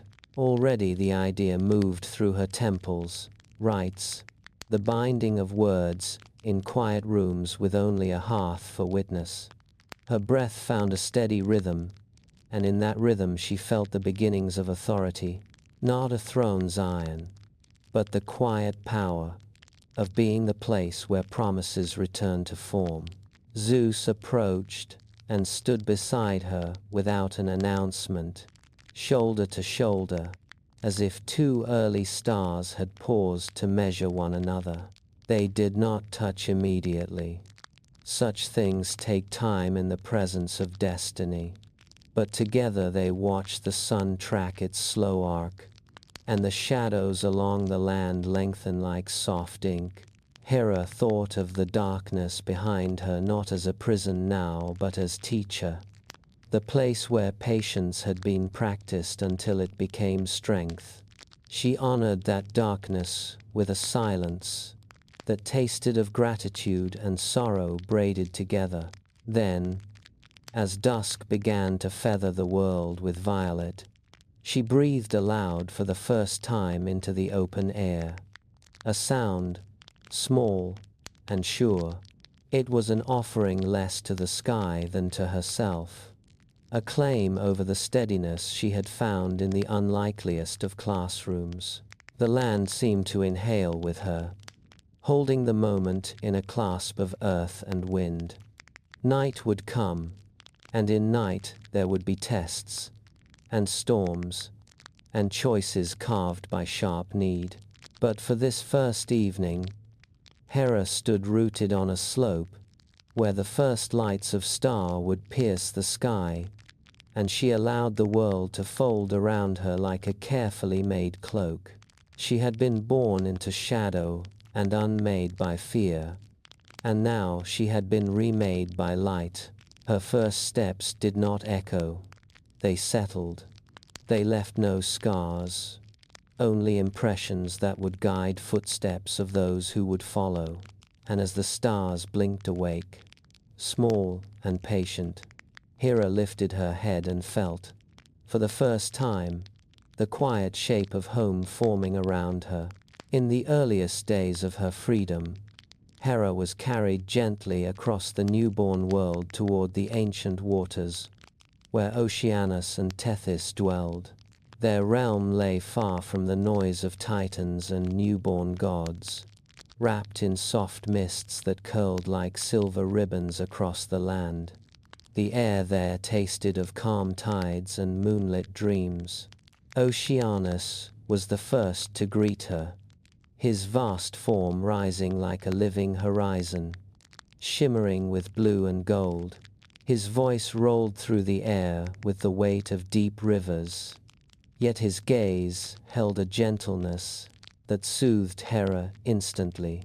He saw in her the quiet strength of someone shaped in darkness and born into light. Tethys approached next, her presence soft as warm currents sliding beneath a still surface. Her hands, lit with water's glow, touched Hera's hair with motherly affection. "Stay with us," she whispered like a tide brushing the shore. "This is a place for the gentle-hearted." Hera followed them into the sanctuary of calm waters, where the river gods were born from droplets of starlit foam. The sound of flowing streams became her first lullaby. The shimmering riverbanks became her playground. The soft curl of mist became her shelter. Oceanus taught her the language of currents, the way water never resists but always finds its path. He showed her how every stream obeyed a quiet law of the world, a law not written in stone, but breathed into motion. Hera listened with the patience carved into her soul during her long sleep inside Cronus. She felt the truth of balance in every ripple, every tide, every quiet shift in the water. Tethys guided her with a tenderness that wrapped Hera like a forgotten warmth. She taught Hera how gentleness could shape the world more deeply than force, how a stream could carve a mountain, how patience could outlast storms. Hera learned the rhythm of days through the soft glow on the waters as dawn stretched its pale fingers across the river's skin. She learned the meaning of night through the hush that settled when the stars whispered to the waves. She learned that creation itself moved in cycles, not chaotic, not uncontrolled, but breathing in patterns like a sleeping giant. Hera grew in these lessons as naturally as a seed finding its way toward the sun. The world beyond might have been wild and loud, but here everything moved with purpose. Hera absorbed it quietly, gently, letting the balance of the river seep into her bones. She walked the riverbanks with bare feet, feeling the textures of earth softened by flowing water. She sat on stones warmed by the sun and cooled by mist, watching reflections waver like dreams half remembered. She watched spirits of the river dance through the currents, tiny flickers of divine youth that greeted her with laughter. Though she smiled softly at their play, she rarely joined them, not because she was distant, but because she was watchful. Observing became her first instinct. Understanding came before acting. Listening came before speaking. Oceanus noticed the way her gaze followed the patterns of the water rather than the movement of the children. "You seek harmony," he murmured, voice shifting like deep tides. "It is already inside you." Tethys would rest a hand on Hera's shoulder, offering warmth that felt older than the rivers themselves. "You will bring steadiness to places built on storms." Hera absorbed these words the way the river absorbed moonlight, quietly, deeply, with a stillness that glowed from within. In the evenings, when the sky turned lavender and the world softened into quiet breaths, Hera would sit at the edge of Oceanus' vast waters. The waves rose and fell in rhythms that matched her own pulse. She felt, in those moments, that she belonged to something larger than her small, growing form. Not power, not destiny, but order. A quiet order that asked nothing from her, except presence. In the sanctuary of Oceanus and Tethys, Hera learned the first truths of her being, that patience was strength, that silence was wisdom, that balance was beauty. She did not yet know she was becoming the heart of Olympus. All she knew was that in the flowing, shimmering world of water, she finally felt safe, and for the first time since her birth, she felt herself begin to bloom. Hera grew beside the rivers of Oceanus, watching the world move in soft, patient rhythms. She noticed how every current followed a path, not forced, but gently guided by the shape of the earth beneath it. Tethys taught her that balance was not a rule, but a relationship, a quiet conversation between water and land. Hera listened to the world breathing, learning that even chaos carried patterns if one waited long enough to see them. She traced circles in the river's surface and watched them ripple outward, each ring finding its perfect place before fading. Oceanus showed her how tides rose and fell like the steady pulse of a calm, eternal heart.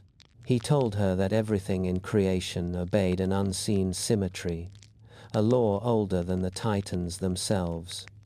Hera absorbed these truths like light, sinking into still water. She understood that strength did not shout, it shaped. That order was not control, it was harmony. That patience was not waiting, it was knowing. In quiet moments, she sat alone, sensing the balance within her own divine core, and she realized that her soul was tuned to the world's hidden rhythms. Hera did not seek to command them. She sought to honor them. Hera walked through the young world with steps soft as morning mist. She did not rush, for her nature was to observe before she acted. Her eyes, deep and calm, absorbed everything the newborn cosmos revealed to her. She watched the Titans first, their vast forms moving across the land like ancient mountains learning how to walk. Hyperion blazed with a radiance that bent the sky, leaving trails of golden warmth across the ridges. Theia shimmered with soft brilliance, her touch lighting the edges of leaves like drops of dawn. Creus strode through the stars, as if reading a map only he could understand. Iapetus carved horizons with every turn of his gaze, his steps echoing with the weight of future destinies. Hera observed them all in silence, noting not only their power, but the raw, untamed motion in their movements. Their energy surged like storms that had not yet discovered restraint.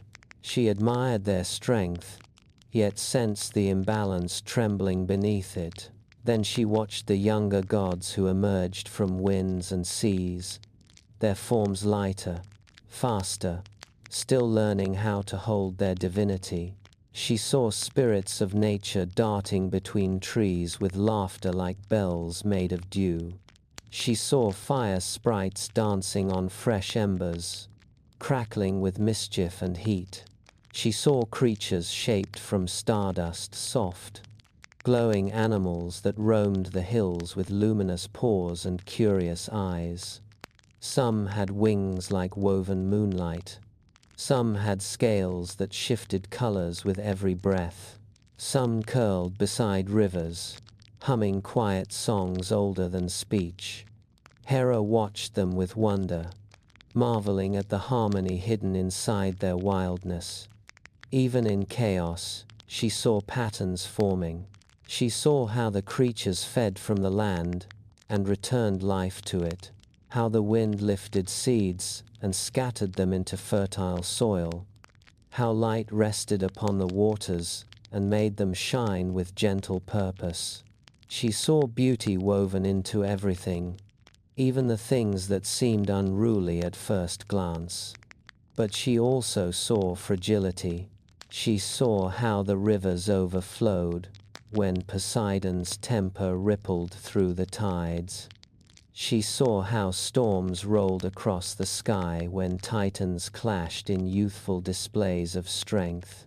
She saw how small spirits trembled when the world grew too loud, too bright, too heavy, and Hera held these observations close to her heart, quiet as a vow. She carried no judgment for the chaos around her.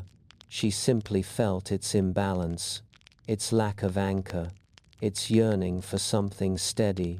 Sometimes she would stand on a hill as the world swirled beneath her, Titans roaring in the distance, winds climbing the mountains, rivers bursting through new paths.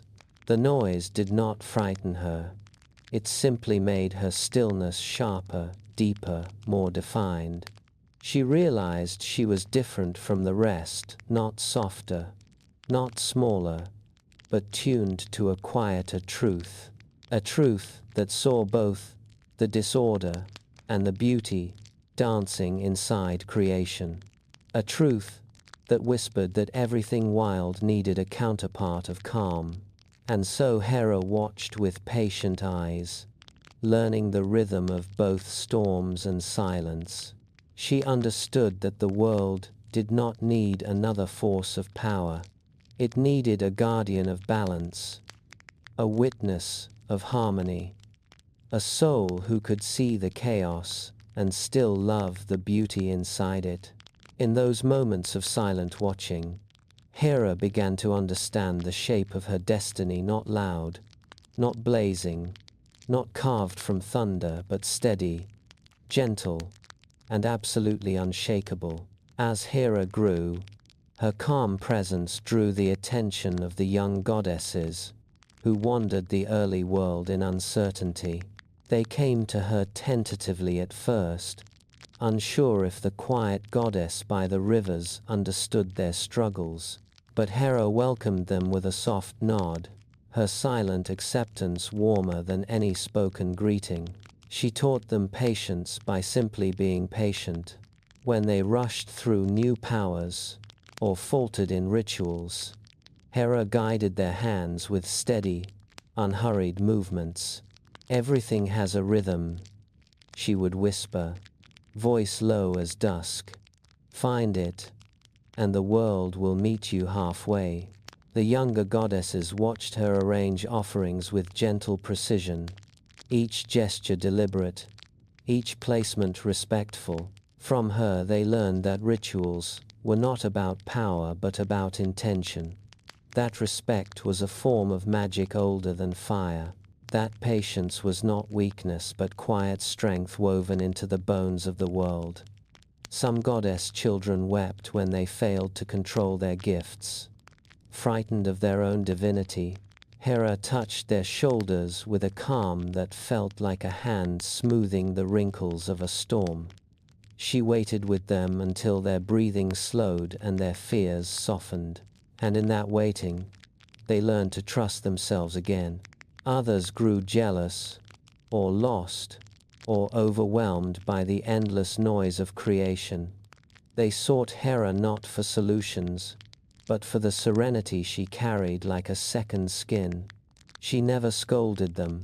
She never raised her voice. She offered a quiet place to sit, a slow breath to mirror, a moment of stillness in a world that did not yet know how to be still.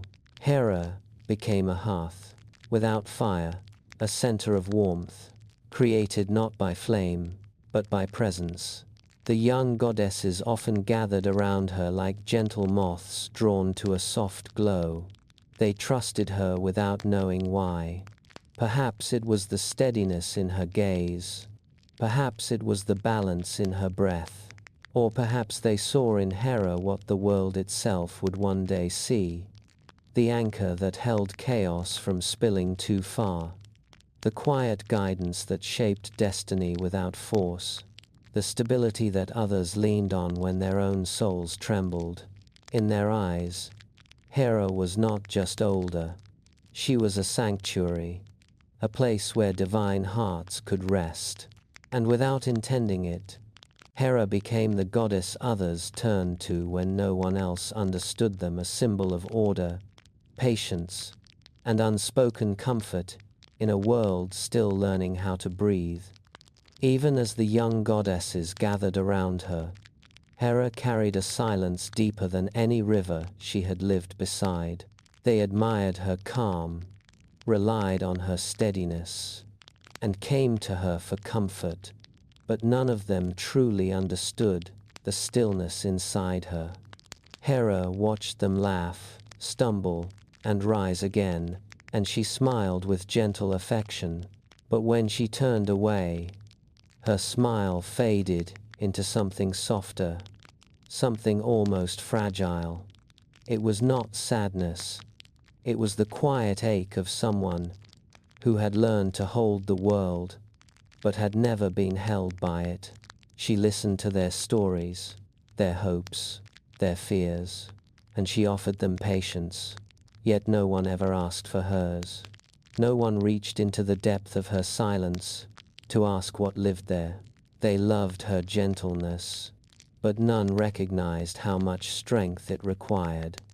They saw her as a guide, a teacher, a sanctuary, but not as someone who also needed warmth.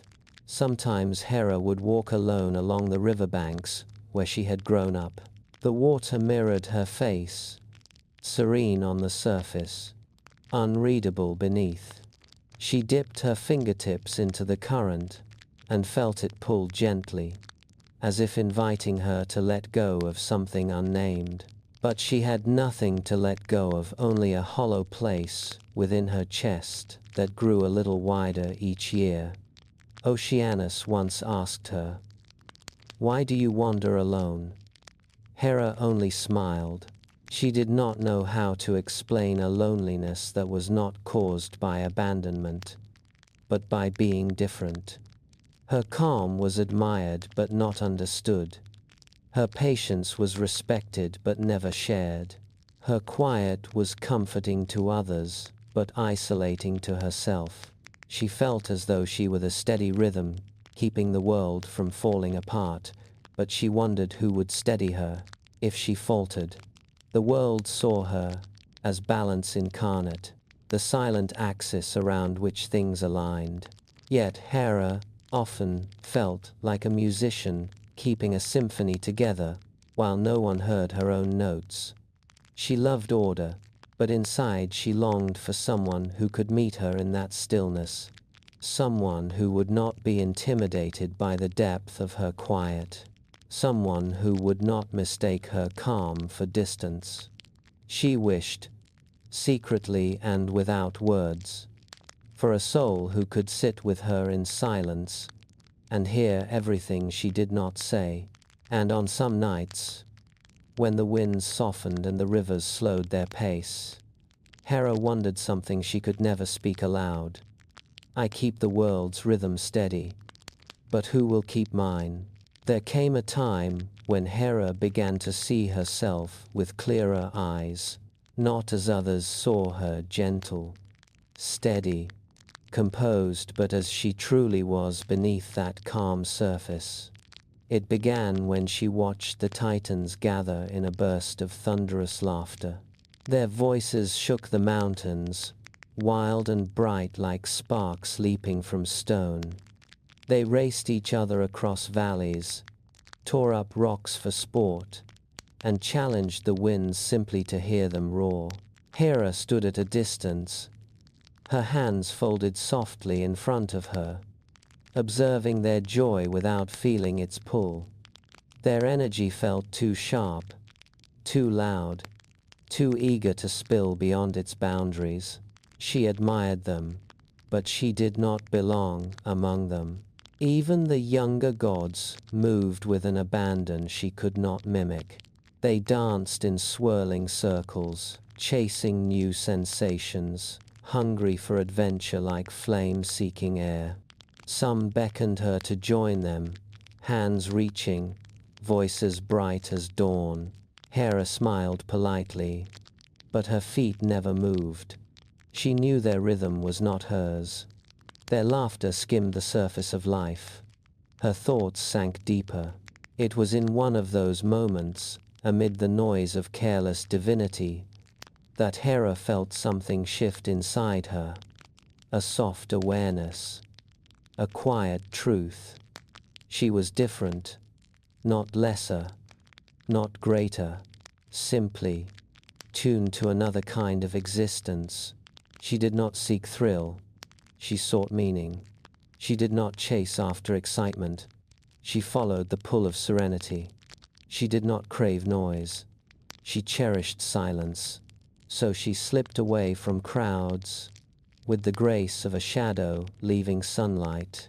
Her sanctuary became the rivers she grew up beside, their surface gliding like a single endless breath. She sat with her reflection rippling gently, as if the water itself recognized her stillness. The wind welcomed her with soft fingers, combing through her hair as though greeting one of its own.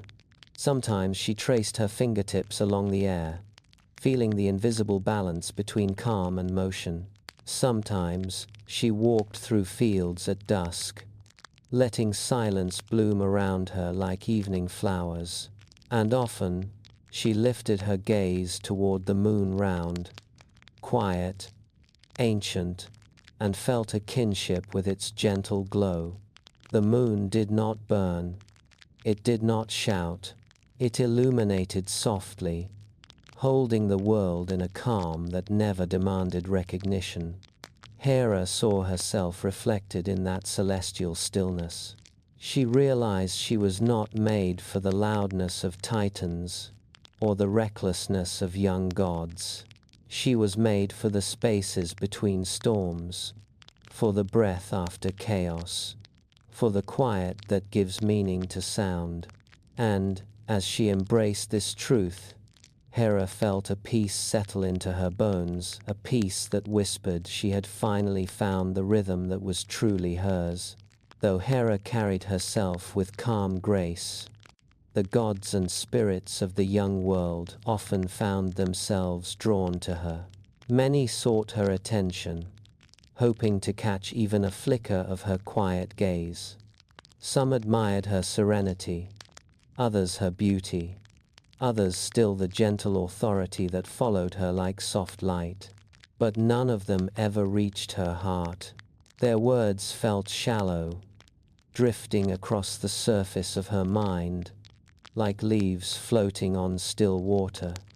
Their admiration echoed too loudly, too eagerly, without understanding the depth beneath her silence. One god brought her flowers shaped from stardust, glowing faintly in his palms. Hera smiled politely, but the light faded before it ever reached her chest. Another promised to carve mountains in her name, his voice booming with pride and thunder. Hera thanked him, yet the offer felt like noise grand, but empty of knowing. Even gentle spirits tried to win her favor with songs sung beneath moonlit branches. Their melodies were sweet, but they skimmed past her like distant winds. None of them understood the rhythm she lived by. None of them saw the quiet architecture of her soul. None of them touched the place where her deepest longing lay. Over time, Hera began to wonder if perhaps she was simply meant to walk alone. She told herself she did not mind. She was a goddess of balance, of order, of stillness, and stillness does not seek what is fleeting. But late at night, when the world softened and the rivers whispered secrets to the moon, a small ache stirred inside her. It was not sorrow, not desperation, just a quiet yearning, a wish for someone who could meet her in silence without fear, someone who would not mistake her calm for coldness, someone who would listen to the unspoken and hear the truth beneath it. She longed for a gaze steady enough to hold her own, for a presence gentle enough to sit beside her without trying to fill the quiet, for a soul deep enough to understand that love, for her, was not fire but a slow, sacred harmony. She did not speak this desire aloud. She carried it like a hidden ember, glowing softly within the vast chambers of her heart. And though she believed she was destined to stand alone, some secret part of her still waited, still hoped for the one gaze that would finally see her fully. The one soul who could walk into her silence and not lose themselves. Zeus first noticed Hera not in a moment of thunder, but in a moment of stillness. He stood on a distant hill, hidden in the soft gold haze of early morning light. Below him, Hera moved through the world with a calm that settled over the land like a quiet blessing. She did not glow with fire or lightning. She did not command attention with loud steps or fierce gestures. She simply walked slow, measured, harmonious, as though the world shaped itself around her pace. Zeus watched the way her fingers brushed over tall grasses, how the blades leaned toward her touch like children greeting a gentle mother. He noticed how the wind softened when it passed her, as if even the air respected the quiet orbit she carried with her. She paused near a riverbank, eyes lowered, reflecting the still water beneath. Zeus felt something strange stir inside him, a warmth without spark, a pull without force. It was not desire born from beauty, though she possessed beauty effortlessly. It was the weight of her presence, a deep, steady calm that resonated with an unseen part of him. Other goddesses danced with laughter loud as bells. Others dazzled with flashing eyes and swirling motions. But Hera was a different kind of radiance. A still flame, a quiet moon, a breath between storms. Zeus found himself unable to look away. He watched how she listened more than she spoke, how her gaze reached deeper than surface appearances, how she noticed things others overlooked. A baby spirit, tangled in a branch, a wounded bird trembling by the rocks, a broken flower, leaning toward the last light of day. She touched each one with a tenderness that never asked for praise. The world moved gently around her because she moved gently within it. And Zeus, who had been raised by the wild winds and fed by the fierce energy of prophecy, felt his own storms quiet at the sight of her. He did not approach. He did not summon thunder to impress her. He stood at a distance, letting the silence between them speak first. In that silence, Zeus understood something he had never felt before. That Hera's stillness was not emptiness, but depth. And in that depth, his restless heart found its first true moment of peace. Hera had long grown familiar with being observed. Young gods admired her serenity. River spirits adored her gentleness, and titans respected her quiet authority. So when she felt another gaze lingering on her from afar, she sensed it instantly. She turned her head slightly, and her eyes met the distant figure of Zeus, watching her through the soft light of dawn. His posture held no arrogance. His gaze carried no hunger. It was a quiet attentiveness, curious, warm, unthreatening. Hera recognized it, but she did not respond. She lowered her eyes again, returning to the rhythm of her breath and the calm unfolding of the river before her. Not out of disdain, not out of coldness, but because she had grown used to the safety of her solitude. Loneliness had shaped her like water shapes stone slowly, patiently, until it became a familiar companion. She had learned to protect herself within that stillness. So when Zeus' gaze followed her for days, soft and consistent as moonlight, Hera kept her distance. She acknowledged him with a single glance here and there, but she never invited more. Her heart remained tucked behind layers of quiet strength. She suspected that Zeus, like many before him, was drawn only to the surface of her calm, to the beauty others could name, but not the depth others could not comprehend. She had been admired many times, but understood? Never. When Zeus finally gathered the courage to approach her, he came without thunder or spectacle. He walked quietly, footsteps careful, as though afraid to disturb the air around her. Hera sensed him before he spoke. She did not turn, but her body grew still, bracing gently in the way one does before receiving words not asked for. Zeus stood a few steps behind her, close enough for her to feel the warmth of his presence. He spoke her name as though it were a prayer he had practiced many times in silence. Hera. The word floated into the quiet space between them, like a feather settling onto water. She finally faced him, her expression serene but unreadable. Zeus looked into her eyes, deep, slow-moving, ancient despite her youth and his breath caught. He offered her admiration not wrapped in flattery, but in sincerity. He told her she was unlike any goddess he had ever seen, that her calm soothed him more than storms thrilled him, that her silence spoke louder to him than any music on Olympus. Hera listened. Then she gently shook her head, not harshly, not with dismissal, but with the soft firmness of someone who has built high walls out of necessity, not pride. "Your words are kind," she murmured, voice low as dusk, "but kindness is not understanding." Zeus faltered, confusion touching his features. Hera continued, her gaze steady. "You see what is beautiful, you see what is peaceful, but you do not yet see me." She stepped back, her presence still tender yet impenetrable. "I have been admired before," she whispered, "but admiration is not the same as knowing." Zeus reached for her, only slightly, but she shook her head once more, not rejecting him, just guarding herself.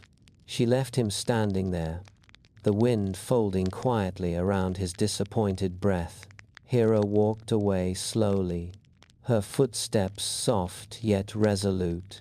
She did not look back, not because she did not care, but because she cared enough to protect her own heart. In her mind, Zeus was no different from the others, enchanted by what he saw, but unprepared for the depth behind it. She believed he admired her calm, without understanding its cost. She feared he loved the surface of her silence, but not the shadows beneath it. And so Hera kept her heart closed, convinced that Zeus, like all who came before him, was drawn not to her soul, but to the gentle quiet she wore like a veil. Zeus stood in the fading light after Hera walked away, feeling the quiet settle around him like a soft cloak. He did not let disappointment harden into anger. He did not summon thunder or stamp the earth in frustration. Some part of him understood that Hera's distance was not rejection, it was protection. Protection built from years of being unseen in her depths.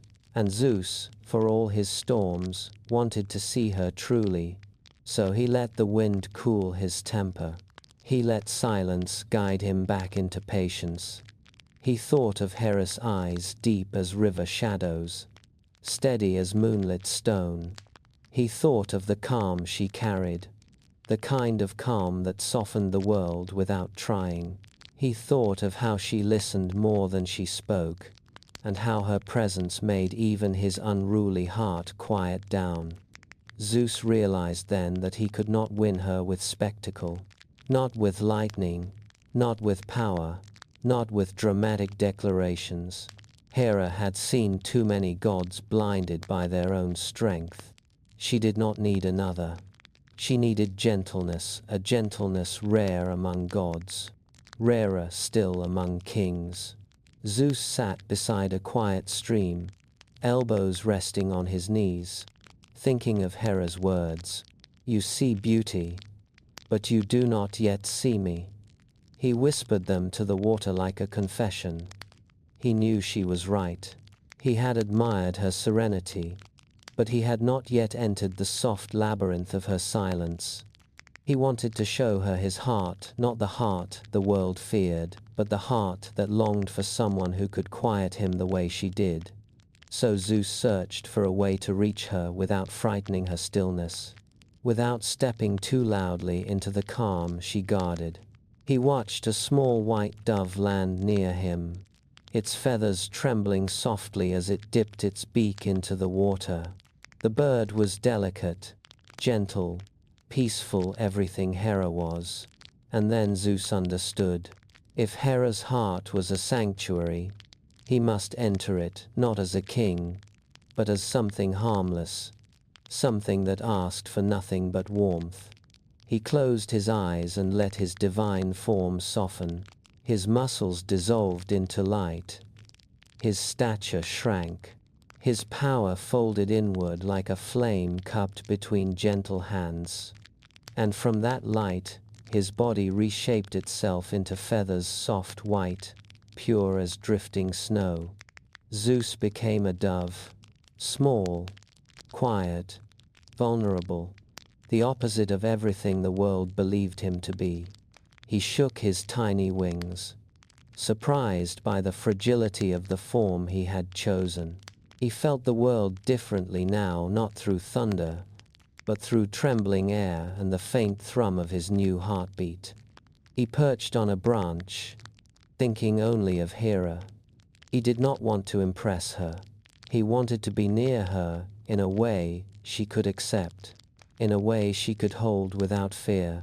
And so he lifted into the air, beating his wings softly, flying not as a king chasing a queen, but as a small, hopeful creature searching for a quiet heart that mirrored his own. The sky darkened slowly that afternoon, draping the world in a veil of silver gray. Clouds gathered above the riverbanks where Hera often wandered, heavy with unshed rain.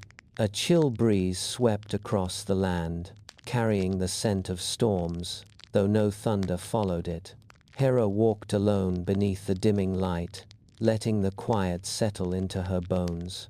Rain began to fall gently, small, cool droplets that kissed her skin without haste. She tilted her face upward, welcoming the softness, letting the water slide down her cheeks like whispered blessings. Then she heard it, a faint, trembling sound, barely louder than a sigh. She turned toward the noise, her eyes searching through the shimmering curtain of rain. There, beneath the low branches of a bending tree, a small white dove struggled against the wind. Its feathers were soaked, plastered against its fragile body. Its wings quivered helplessly, too heavy to lift. The little creature shivered, a tiny form trembling in the cold breath of the gathering storm.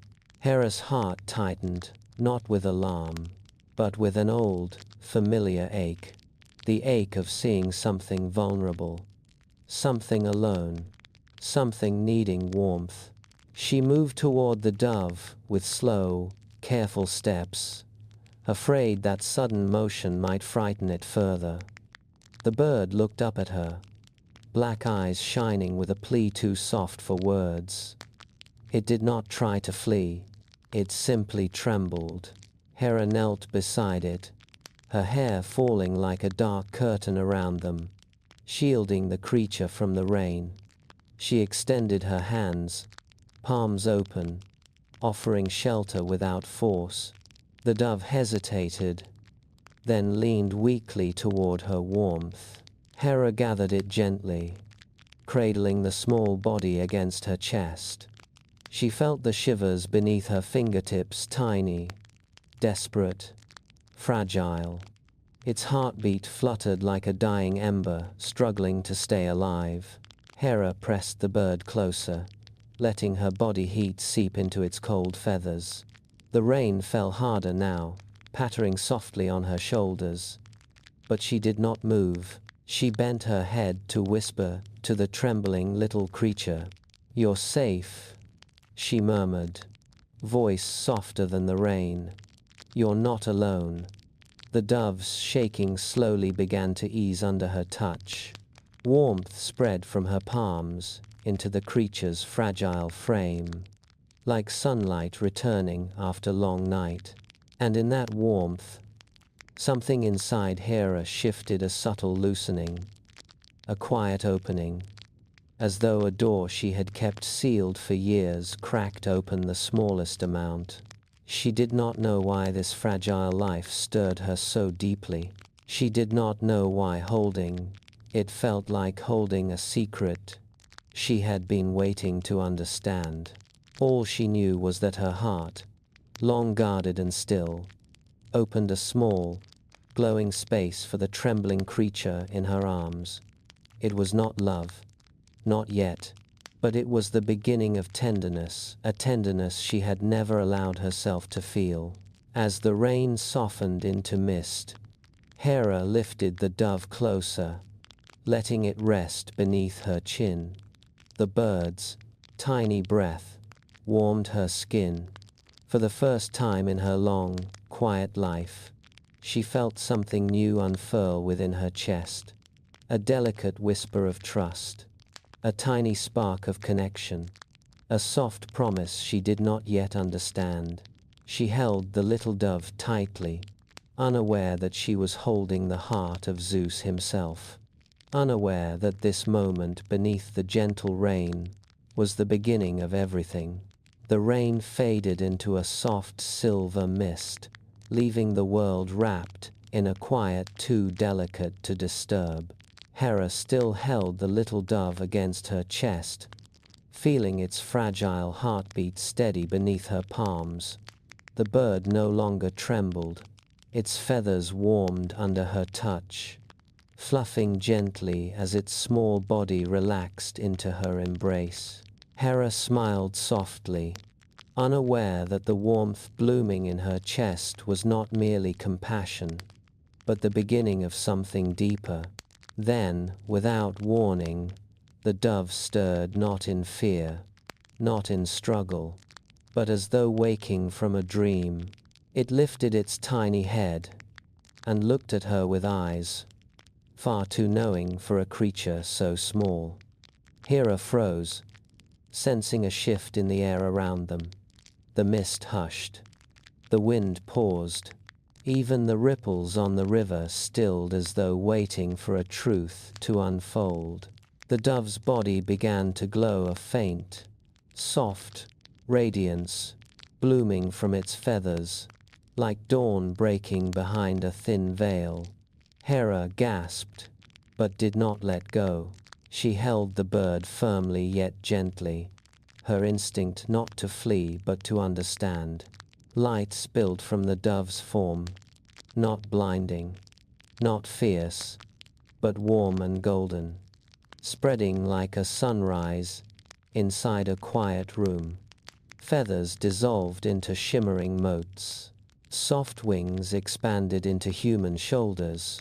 The tiny heartbeat blossomed into a steady, grounded rhythm, and in her arms, where the dove had been moments before, stood Zeus, not the king of storms, not the wielder of lightning, but a young god wrapped in gentle light. He did not tower over her. He did not blaze with power. He stood with humility, his eyes lowered, as though afraid to break the fragile trust she had offered the trembling bird.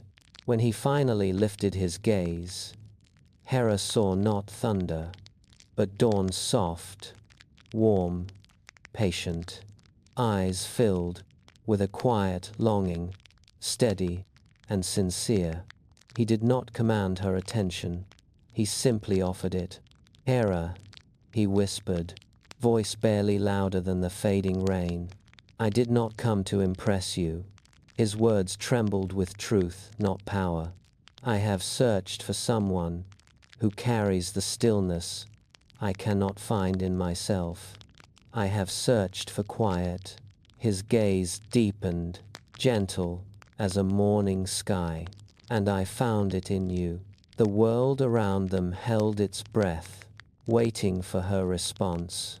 Hera stared at him, her heart caught between disbelief and a warmth she had never felt before. Zeus stood before her, with no armor of pride, no lightning, no fire, no storm, only the vulnerable truth of a god willing to kneel before her inner world. And in that moment, Hera felt her guarded heart shift, not opening fully, but loosening, like a locked door letting in the first hint of light. The mist still clung to the air like a veil of silver breath. Hera stood in its calm glow, staring at Zeus as the last shimmering traces of feathers faded from his skin. He did not move closer. He did not plead. He simply waited, as though her silence were sacred, and he dared not break it. Hera felt the lingering warmth of the dove against her chest, an echo pulsing softly beneath her ribs. It was strange how deeply it had touched her, that tiny creature trembling in the rain, seeking nothing but shelter. And now that she knew the truth, the warmth did not disappear. It deepened. Zeus held her gaze quietly, the dawn-like gentleness in his eyes untouched by pride. There was no thunder in him now, only honesty, only hope, only a steady devotion that felt soft enough to trust. Hera's breath trembled, not in fear, but in the fragile awareness that something inside her was shifting. She saw Zeus not as a king of storms, not as a god shaped for glory, but as someone who had been lonely in a different way, a way she understood too well.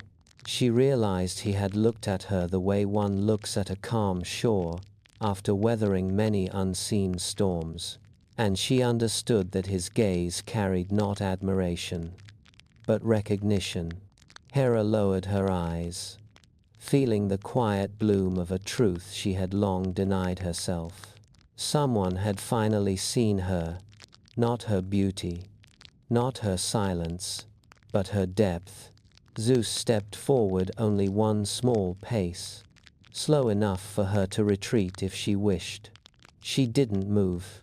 He spoke again, softly, with a voice shaped for calm rather than command.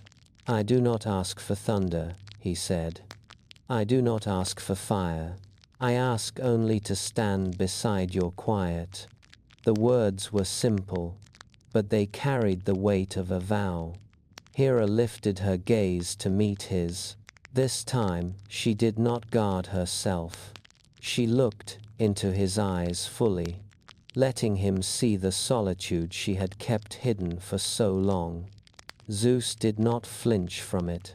He welcomed it, gently, like someone receiving a fragile gift meant to be handled with both hands. And Hera knew, in that moment, that he was the only one who ever had. There were no ceremonies around them, no crowds, no roaring skies, only rain-soft earth, silver mist, and the quiet rhythm of two hearts rediscovering warmth. Zeus did not kneel. He simply looked at her as though she were already the axis of his world. Hera took one breath deep, steady, true, and felt the door in her heart open just wide enough for another to enter. Then she nodded, a small, delicate nod, as gentle as a falling petal. A yes made not of passion, but of trust. A yes woven from two long solitudes finally touching. Zeus exhaled as if the world had realigned itself in that single gesture. Hera felt her chest warm, soft, quiet, a warmth not carved from lightning, but from the calm recognition of being seen. Their love did not rise in fire or thunder. It unfolded in silence, in softness, in the meeting of two lonely hearts that had finally found a place to rest. The sky above Olympus changed its colors long before the guests arrived. Soft gold seeped into pale blue, spreading across the heavens like a gentle brush stroke on ancient silk. Clouds drifted slowly, unhurried, arranging themselves into long ribbons that curled like delicate strands of woven lace. The air shimmered with a quiet glow, as if the mountain itself was holding its breath in reverence. A mild breeze slipped through the pine forests below, carrying the scent of resin, warmed by sunlight.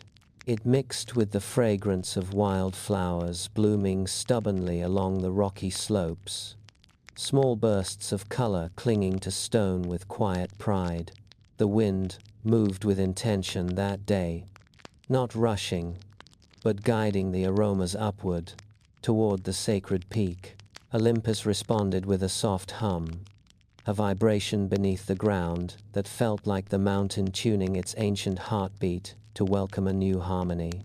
Titan elders were the first to arrive, their forms rising along the horizon, like living sculptures carved from light and shadow. Yet they came not in thunderous strides, but in slow, deliberate motions, their presence solemn and respectful. Hyperion's glow dimmed to a warm sunrise hue, so as not to eclipse the gentler radiance of the moment. Themis walked silently, every step a blessing of order settling into the mountain stone. Cois and Phoebe followed, their thoughts gathered like starlight in their gaze, casting quiet wisdom into the air. Younger gods gathered as well, whispering to one another in hushed voices. Even the more mischievous ones kept their laughter soft, as though the wind itself had reminded them to behave. The nymphs draped fresh garlands across the obsidian columns, weaving petals into threads of shimmering dew. Dryads emerged from the trees, carrying branches blossoming with pale flowers that only bloomed on days the world held sacred. The rivers slowed their rush, smoothing their surfaces into mirrors of silver blue, reflecting the sky as though wishing to witness the ceremony twice. Birds settled on the marble ledges, singing songs so gentle they sounded more like a memory than music. Far above them all, Olympus itself seemed to glow from within, not blinding, not radiant, but wrapped in the soft majesty of anticipation.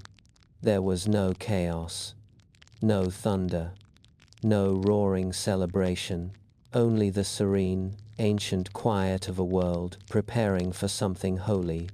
A wedding not born from power, but from two hearts finding balance. And the mountain older than titans, older than storms, stood ready to receive its new queen. Hera began her ascent toward Olympus as the sky shifted into the colors of a quiet, eternal dusk. Her steps were unhurried, each one placed with the grace of someone who understood the weight of stillness. The air around her seemed to slow, softening its breath so it would not disturb the calm she carried. Her gown flowed behind her like liquid twilight, woven from threads of faint gold and muted rose. Every movement of the fabric caught the fading light, turning her silhouette into a gentle ripple of sunset. The hem brushed against the mountain stone, leaving behind a whisper of warmth with each step.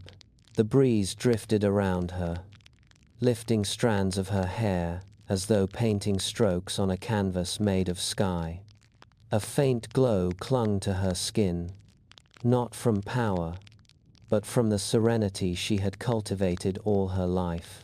She looked upward, her eyes reflecting the soft gold and lavender of the heavens above. There was a quiet wonder in her gaze, delicate, yet grounded by an unspoken strength. Olympus towered before her, but Hera did not tremble. She walked as if the mountain had been waiting for her, as if every stone recognized the rhythm of her footsteps. The gods who watched her arrival fell silent. Even the wind paused, suspended between awe and reverence. Light gathered around her, settling on her shoulders like a mantle spun from the last rays of evening. The world framed her with gentle precision, as though nature itself wished to paint the moment into memory. Her breath was steady, slow, almost ceremonial. Each inhale gathered the crisp mountain air. Each exhale released a quiet promise into the sky. Hera's eyes wandered across Olympus, its towering pillars, its gleaming marble, its ancient aura humming with divine power. Yet she did not seem overwhelmed.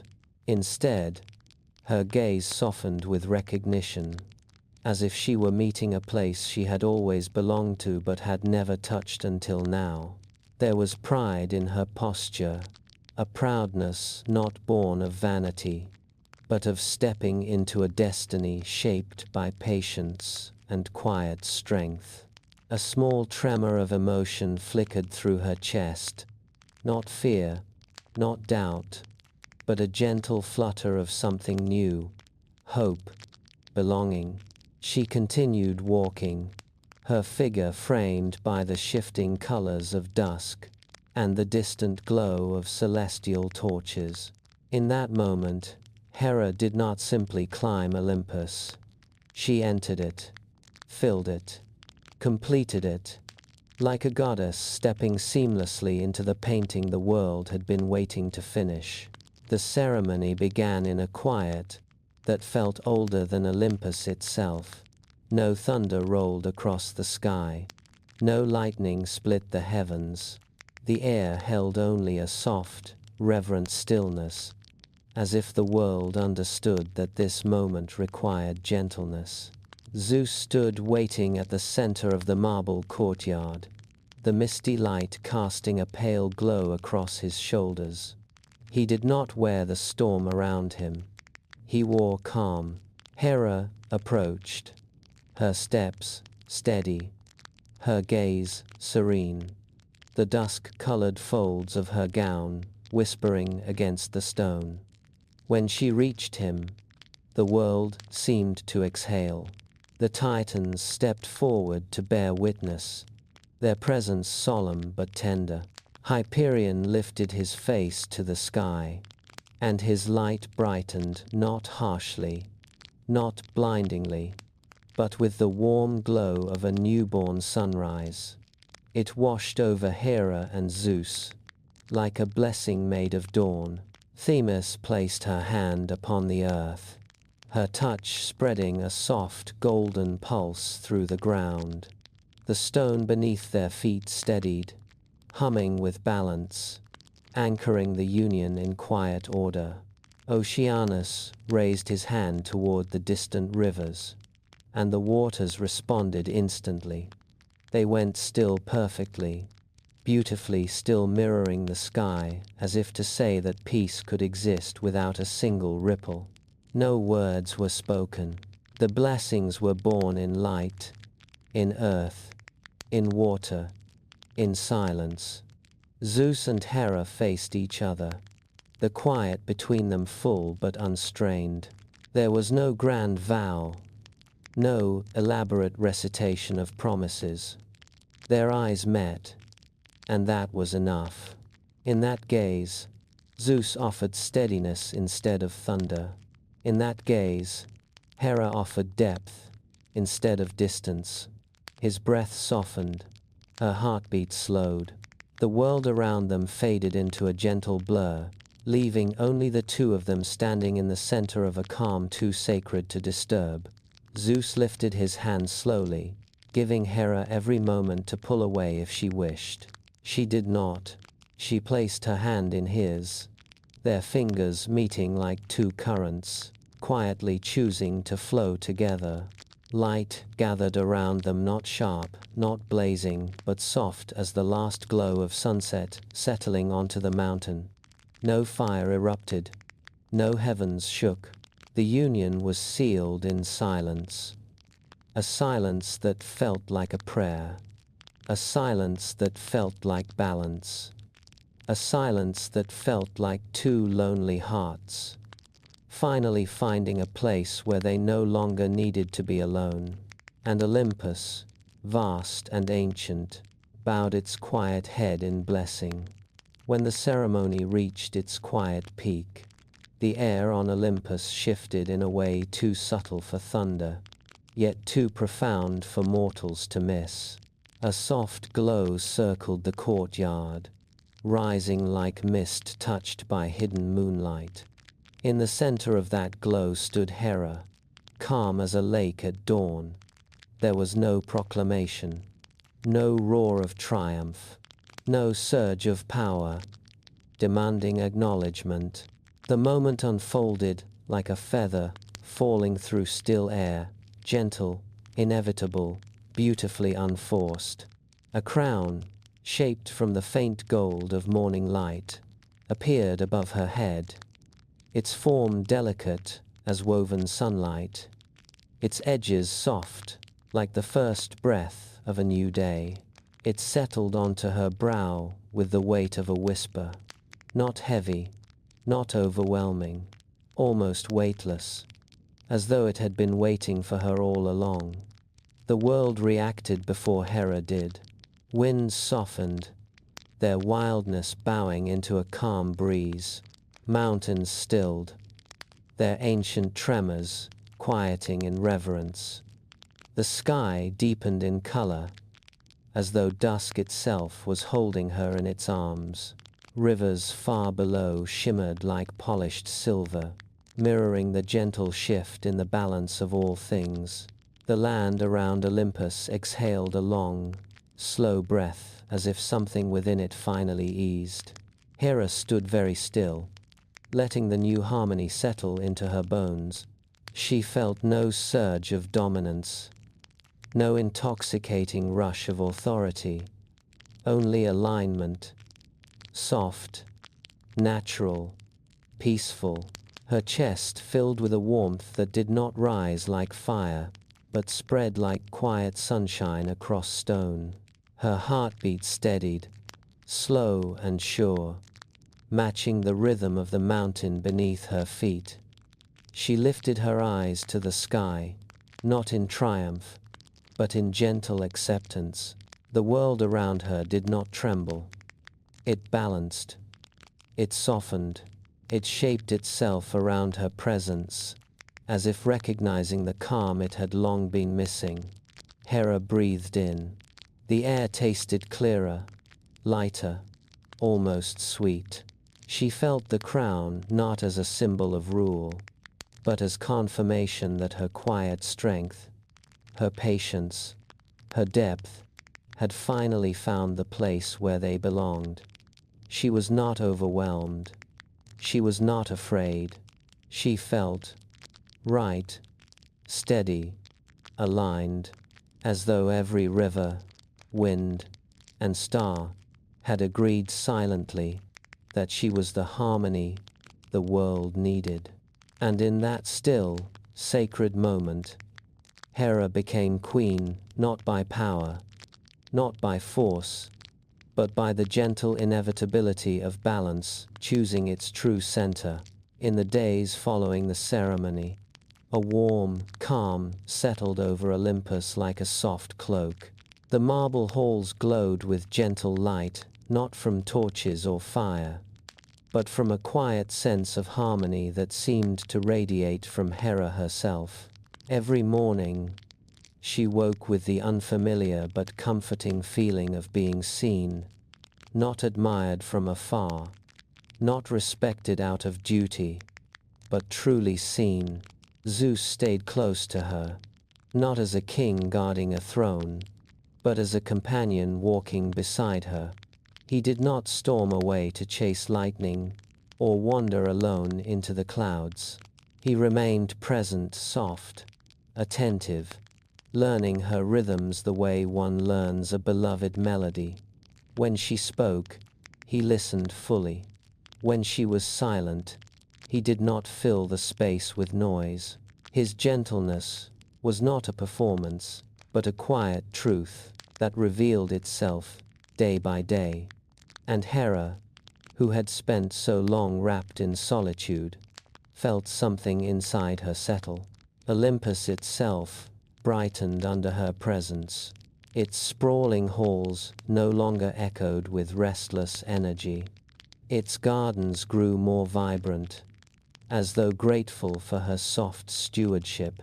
Even the gods behaved differently, their tempers easing, their voices lowering, their chaos softening into something almost harmonious. It was as if Hera's calm had seeped into the stones and air of the mountain, giving the realm a new rhythm to follow. The younger goddesses came to her often, their steps light with trust. They asked for guidance in rituals, in choices, in fears too delicate to share with anyone else. Hera welcomed them with patience, offering wisdom in whispers rather than lectures. They found solace in her presence, and Olympus began to orbit gently around her quiet authority. For the first time, Hera felt herself at the center of a world that did not overwhelm her. She felt safe. She felt respected.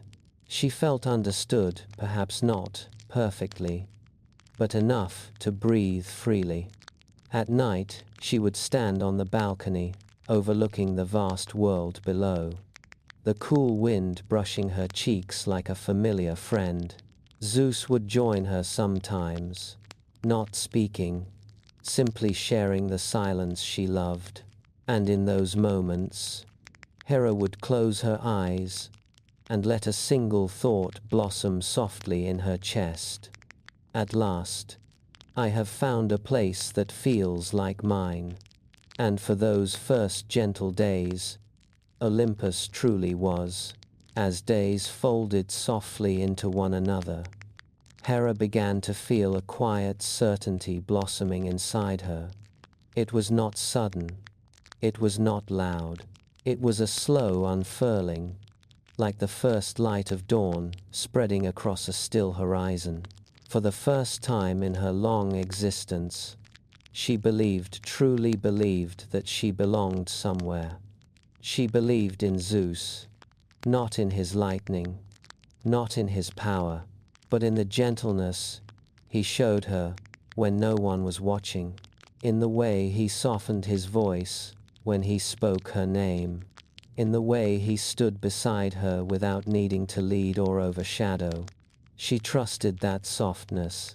She trusted the warmth behind his steady gaze, and she trusted the sincerity of the vow he never spoke aloud but lived quietly every day.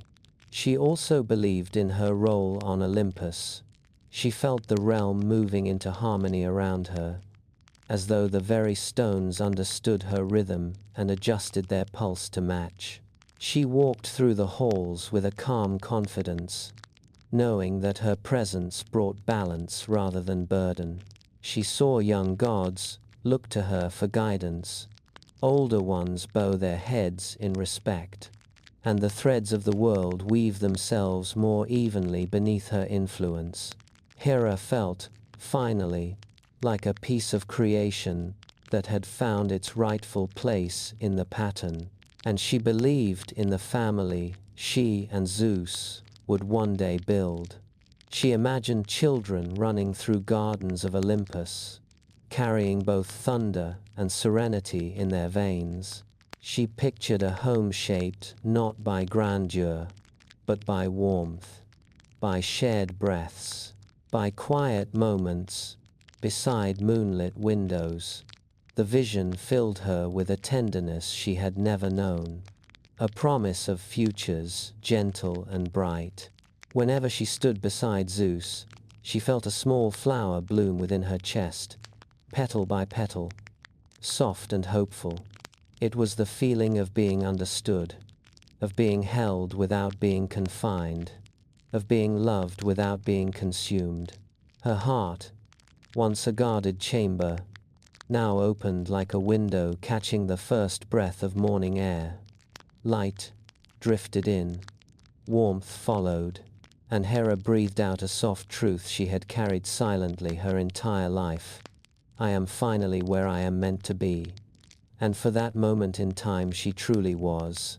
In the early days of her queenship, Hera walked through the halls of Olympus with a quiet sense of purpose. She did not raise her voice.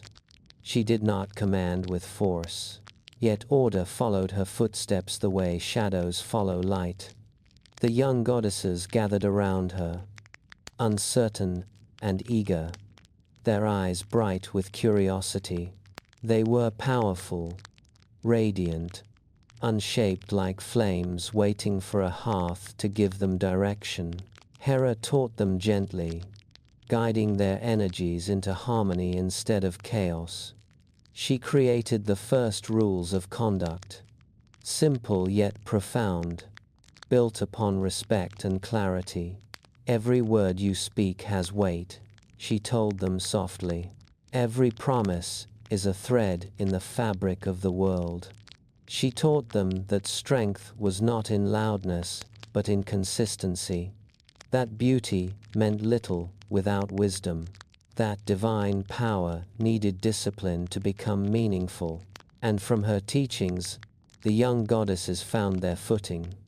They walked with more intention, spoke with more care, and began to understand their place in the vast, unfolding cosmos. Hera also shaped the first sacred vows on Olympus. She crafted rituals for oaths, ensuring that every commitment was bound not just by words, but by soul.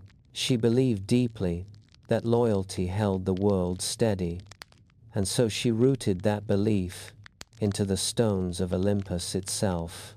A promise spoken before Hera could not be broken without consequence, not punishment, but imbalance, a disturbance to the harmony she carefully tended.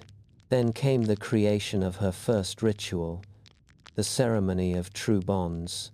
It was not extravagant. It did not involve thunder or flame.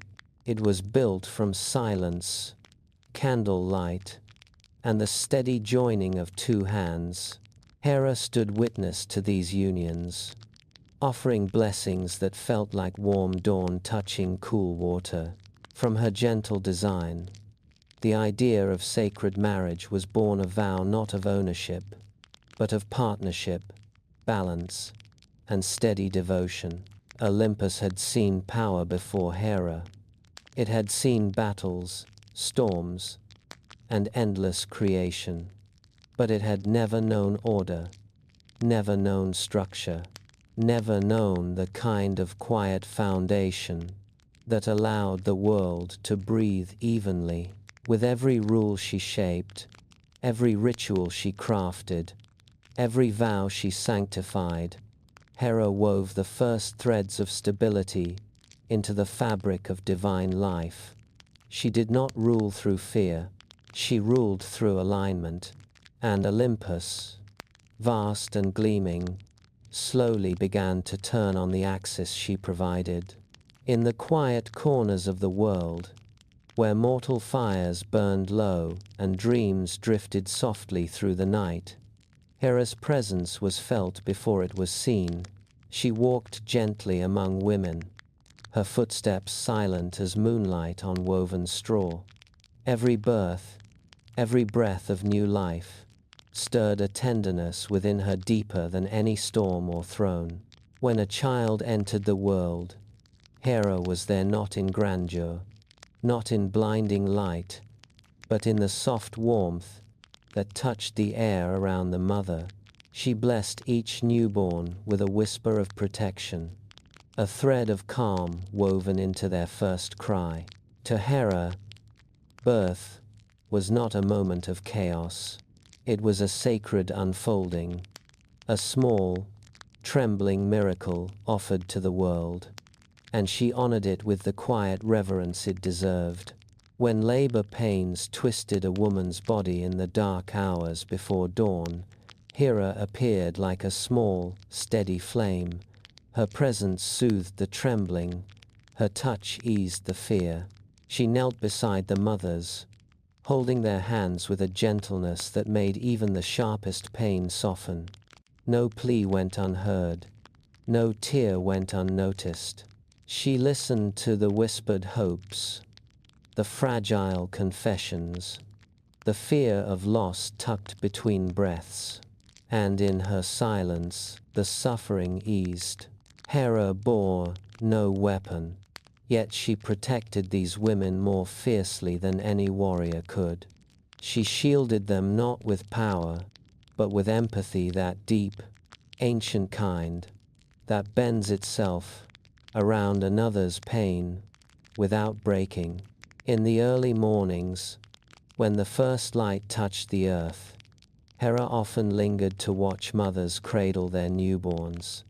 The tenderness between them warmed her like a soft sunrise. She saw strength in their tired smiles, courage in their trembling arms, and hope in the tiny faces pressed against their chests. To Hera, these were the true foundations of the world, not thrones, not battles, not crowns, but the quiet bravery of women bringing life into a fragile, ever-shifting world. For this, Hera vowed to guard them, to guide them, to honor them. Her heart, so often disciplined and still, opened fully only in these moments. And Olympus itself softened in her presence, because the goddess who kept order was also the goddess who held the world's most delicate miracles in her gentle, steady hands. Among all the corners of the mortal world, Hera's gaze fell most tenderly upon Argos. She watched the city grow from a scatter of humble shelters into a place shaped by human hope. To her, mortals were like young saplings, fragile at first, but full of quiet resilience. She admired the way they built homes with trembling hands, the way they planted seeds in uncertain soil, the way they lifted their eyes to the sky with dreams far larger than their bodies. Hera saw in them the same patience she cherished, the same steady devotion to creating order out of chaos. And so Argos became her chosen place, her sacred garden among mortals. She walked its early pathways unseen, letting her presence soften the air like the breath before sunrise. She guided the hands of craftsmen as they carved stone, helped the midwives who rushed between homes on nights heavy with worry, and steadied the hearts of farmers waiting anxiously for rain. Argos grew under her care, not through miracles, but through balance. When the summers burned too hot, Hera drew a thin veil of clouds across the sky. When the winters bit too sharply, she warmed the winds just enough to spare the weakest crops.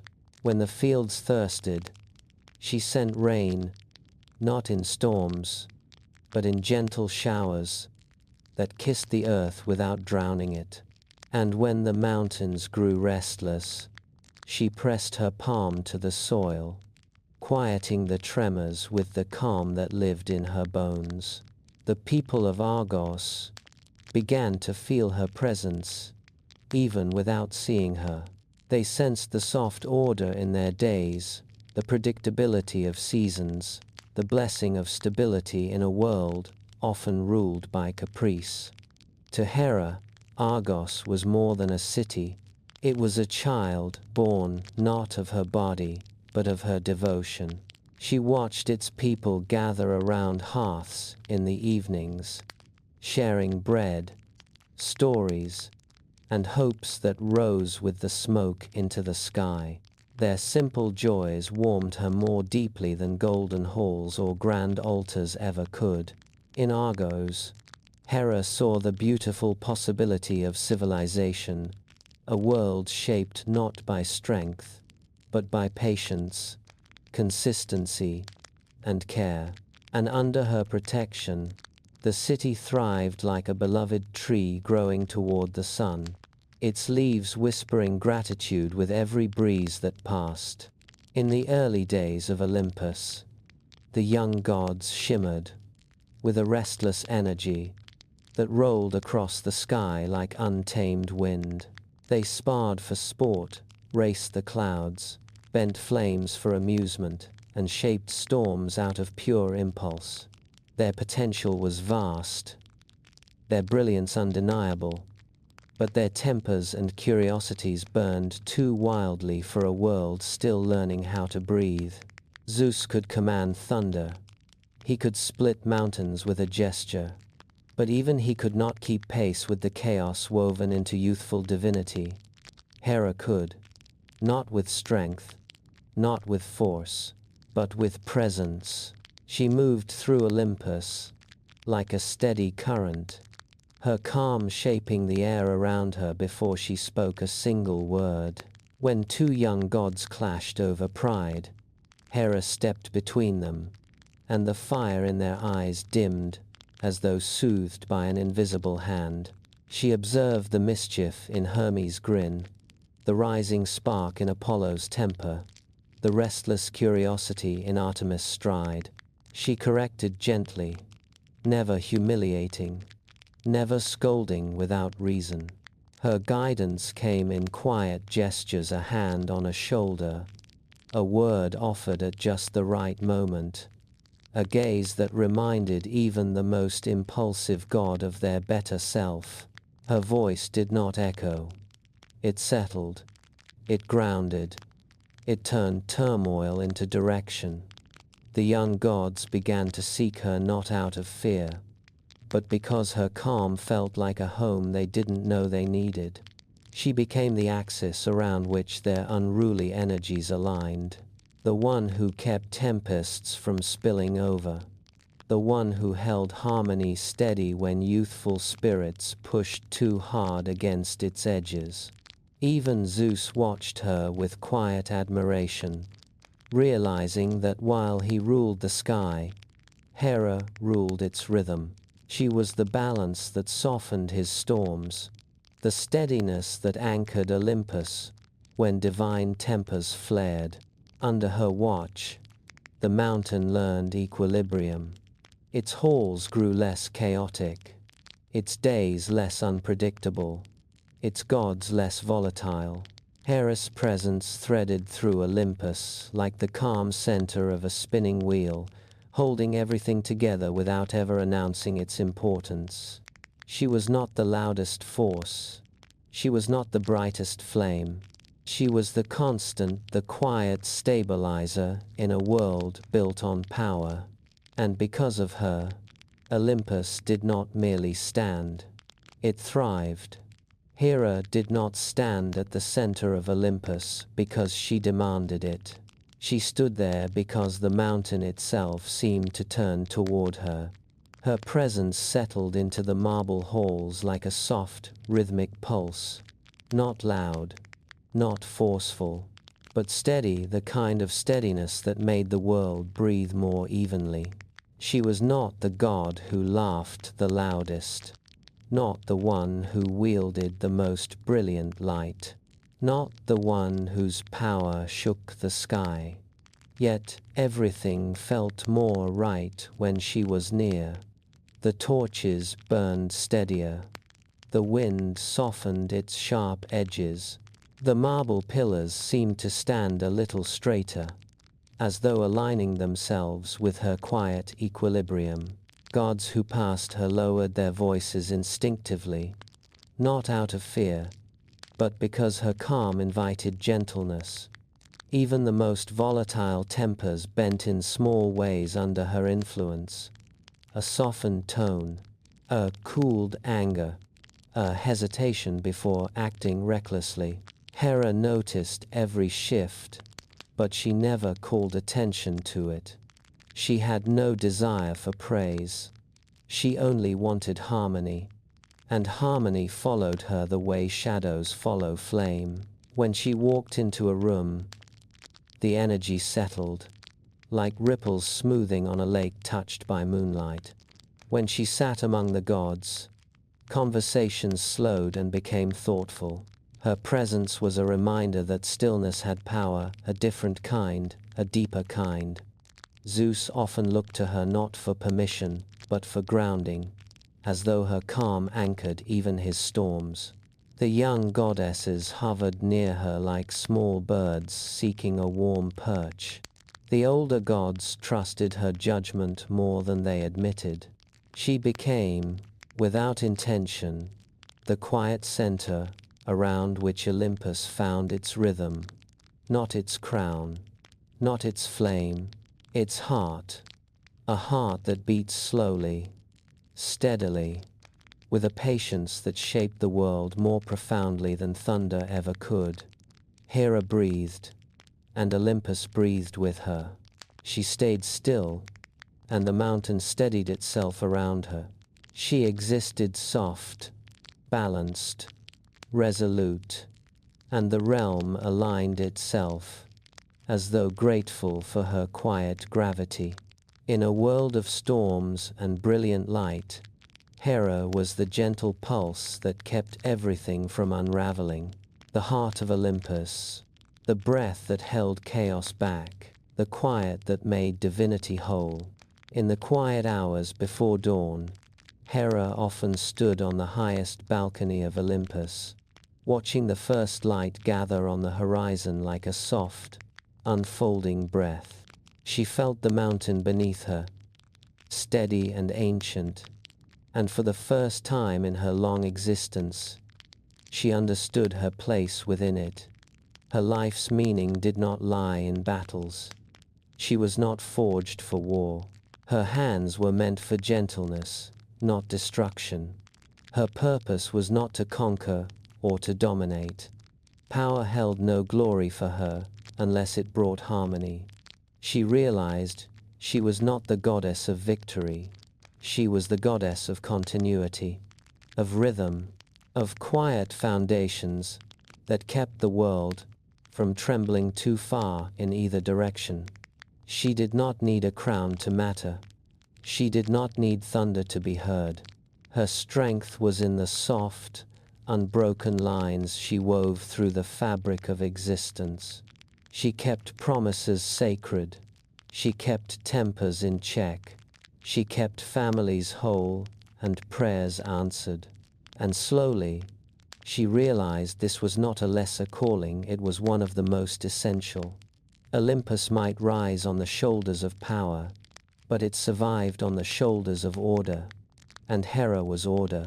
She was the voice that reminded gods of consequence, the presence that soothed the chaos of youth, the balance that made Zeus' storms meaningful rather than destructive. Where she walked, harmony took root. Where she breathed, calm followed. Where she placed her gaze, the world aligned itself with quiet gratitude.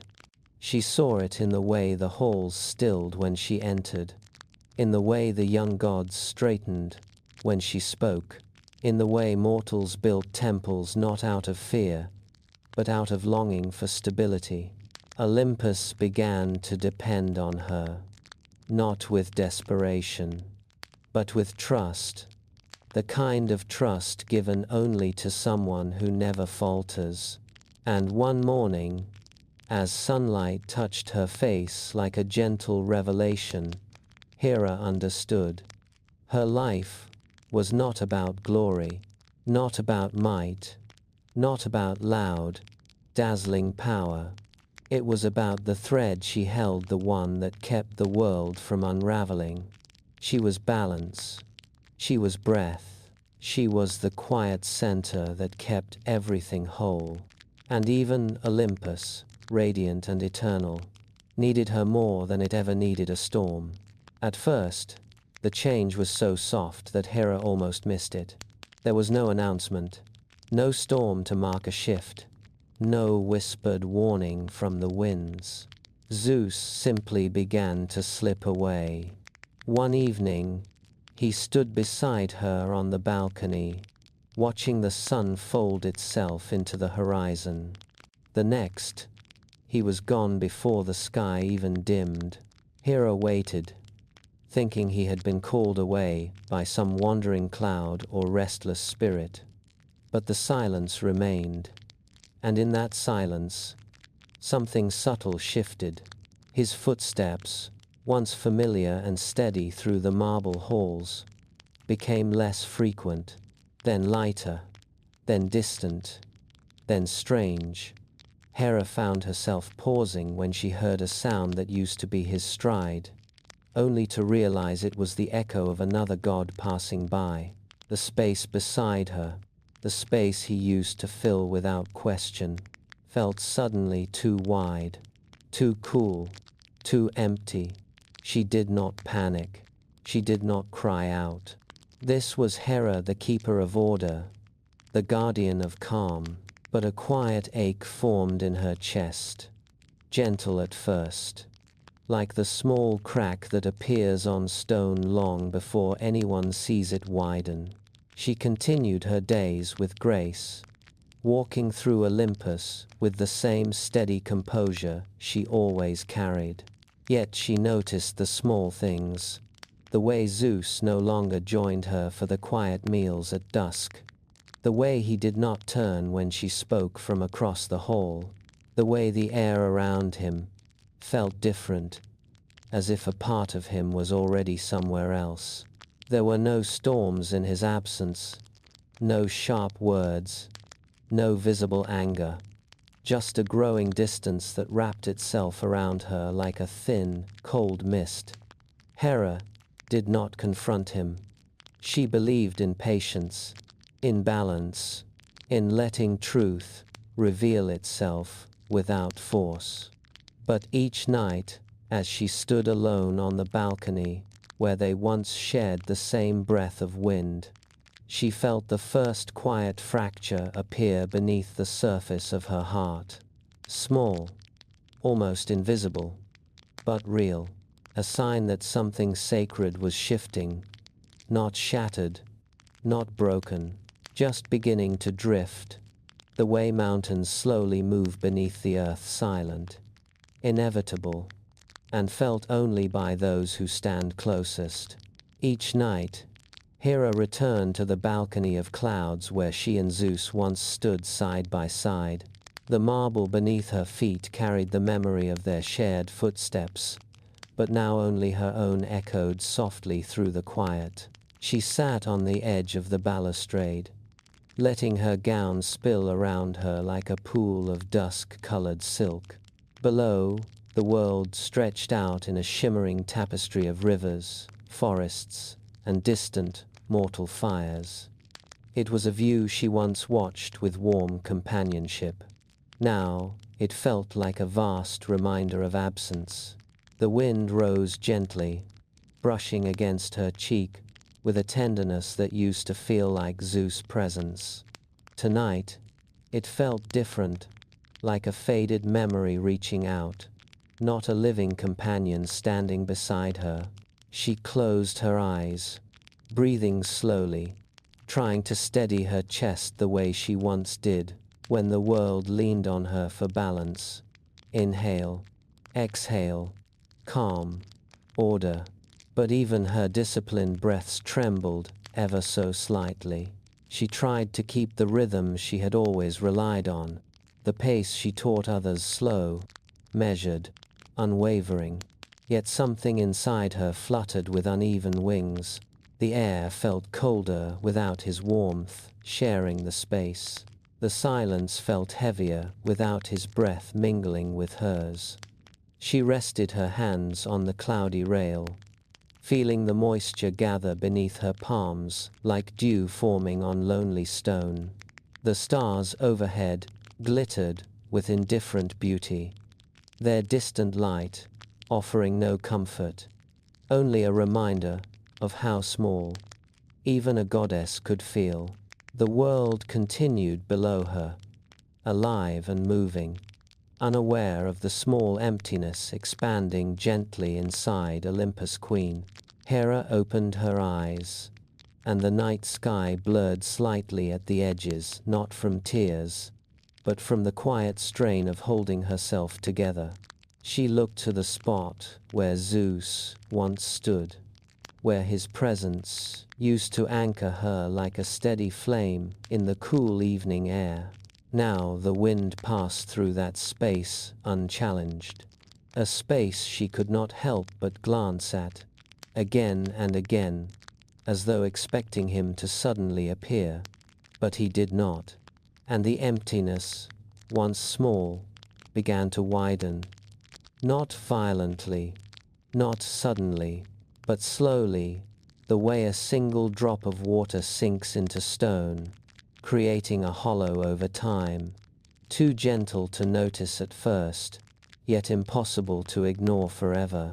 The first whispers of Io reached Hera not as rumors, but as a soft ache in the air, the kind that comes when truth hides behind trembling breaths. She did not seek out the story. It found her, a young mortal girl, gentle as early spring, caught in the path of Zeus, wandering heart. But Hera felt no anger toward Io. How could she? Io was not a rival. She was a victim of a god who loved too passionately and thought too little. When Hera first saw the girl, Io's eyes were filled with confusion, fear, and a longing for a life she no longer recognized. Hera did not strike her down. She did not curse her. Instead, she felt a quiet sorrow bloom inside her chest. Eos' trembling hands told a story Hera knew too well, a story of being pulled into a world she never asked for, a world shaped by Zeus' impulses, brilliant but reckless.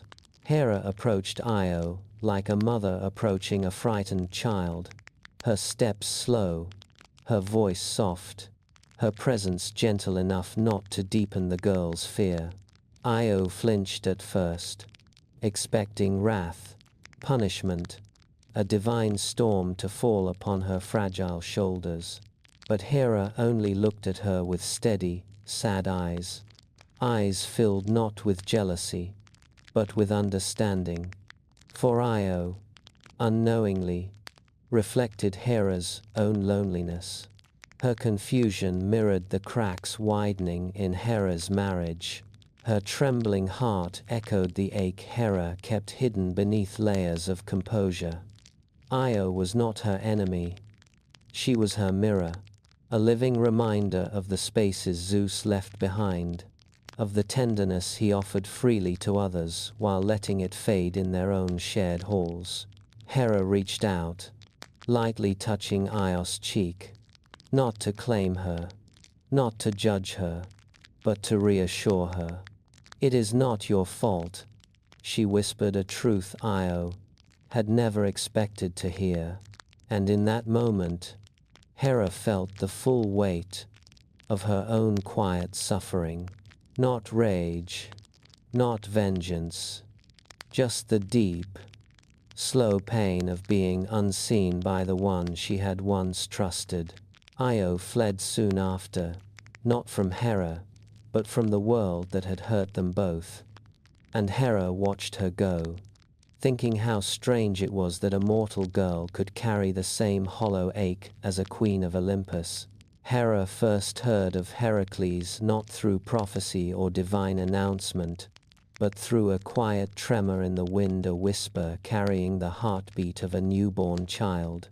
A child of Zeus, a child born not from their union, but from a moment of his wandering desire. When Hera gazed upon the infant from afar, she saw strength in him, raw, immense, unmistakable. Strength shaped from Zeus' fire, but untouched by Zeus' truthfulness. She did not hate the boy. Heracles was innocent, caught in a destiny he never chose. What injured Hera was not his existence, but what it revealed, that Zeus had given to another what he had once promised to her alone. When she looked at Heracles, she saw a life that might have been hers, a child she and Zeus could have raised together, teaching him balance, teaching him patience, teaching him the quiet strength she valued more than battles.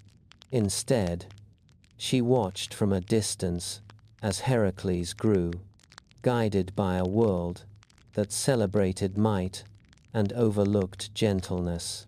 Each story of his triumphs reached Hera like a soft blade, not deep enough to break her, but sharp enough to sting.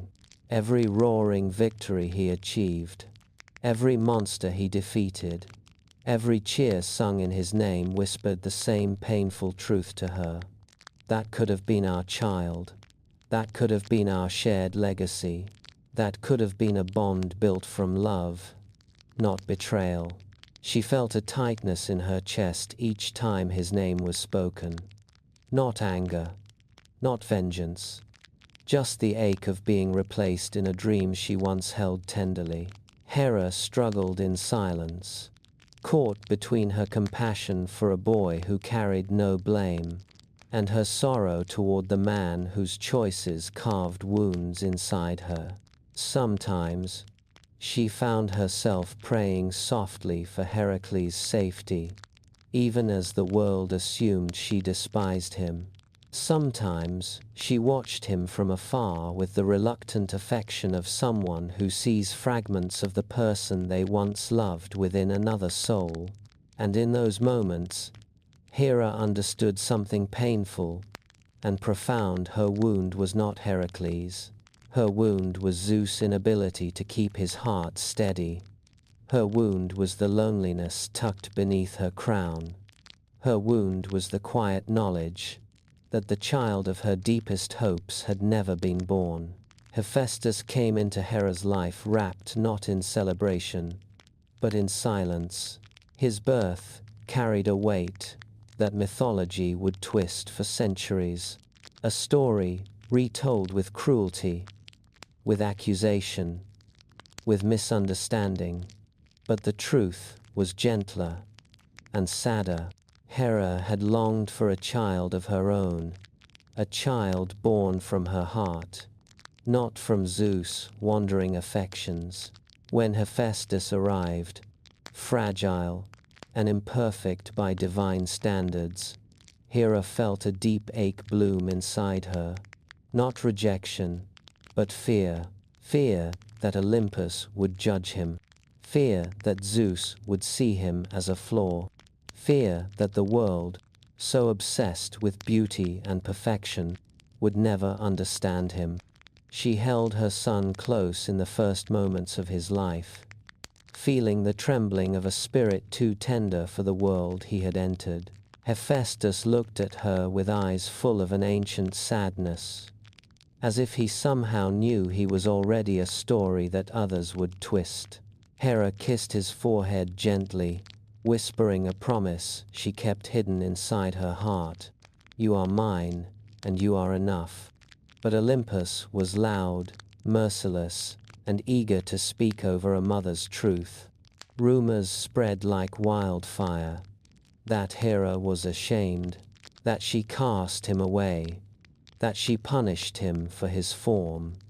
But Hera's heart never held that cruelty. The real cruelty belonged to the world around them. And Hephaestus, growing up in the shadows of divine beauty, carried wounds that mirrored hers. He understood what it meant to feel unwanted. He understood what it meant to stand on the edge of Olympus and wonder if love had room for imperfection. Mother and son were two broken hearts, beating quietly in a palace too bright for their softness. When Hephaestus forged his first creations, delicate metal flowers, small golden birds, intricate gears that hummed like gentle lullabies, Hera watched with tears she never allowed to fall. In his craft, she saw herself a soul trying to create beauty from hurt, order from chaos, love from fracture. And though the world did not see it, Hera and Hephaestus shared a bond deeper than blood, a bond shaped by sorrow, but held together by a quiet, fierce tenderness. Two hearts cracked, but still beating, still creating, still loving, in the only way the world had allowed them to. The world often whispered that Hera was jealous, that her anger was born from pride, that her heart burned with possessiveness. But no rumor had ever been further from the truth. Hera did not crave ownership. She craved honesty. She craved the steadiness she had once believed in. "Jealousy is when you want to possess," she whispered once to the wind. "Hurt is when you once trusted." And Hera was hurt, not by the presence of other women, but by the absence of Zeus in the places he once stood. She did not despise the girls who crossed his path. They were not her enemies. They were reminders, unwanted mirrors, reflecting what she no longer had. The softness he gave to Io, the laughter he shared elsewhere, the warmth he offered so freely to others, those were gifts he had once placed gently into her hands. Now they were shadows slipping through her fingers. Hera did not rage because of them. She ached because of him. She grieved the empty chairs, the unheld conversations, the silence where his voice used to echo beside hers. She longed not for his thunder, but for his presence. Not for power, but for truth. She had once been the rhythm of his world, the calm that anchored his storms. Now she felt like a forgotten island, left behind in waters he no longer sailed. Her pain was not loud, not violent. It was the kind that settles deep inside, stone slow, quiet, hidden. A fracture beneath the surface, felt only by those who stand close enough to hear it. Like a mountain cracking from the inside out, her hurt grew silently, without spectacle, without sound. The gods around her never noticed. They saw only the Queen of Olympus standing tall, the calm axis of order and law. But inside, Hera carried a wound shaped, not by betrayal, but by abandonment. Not by rivalry, but by loneliness. She did not hate the other women. She pitied them, knowing they too would one day feel the cost of Zeus' wandering heart. All Hera ever wanted was the steadiness she had given freely, the loyalty she had woven into the very structure of Olympus. And as she stood alone in the halls that once echoed with shared footsteps, she understood with painful clarity.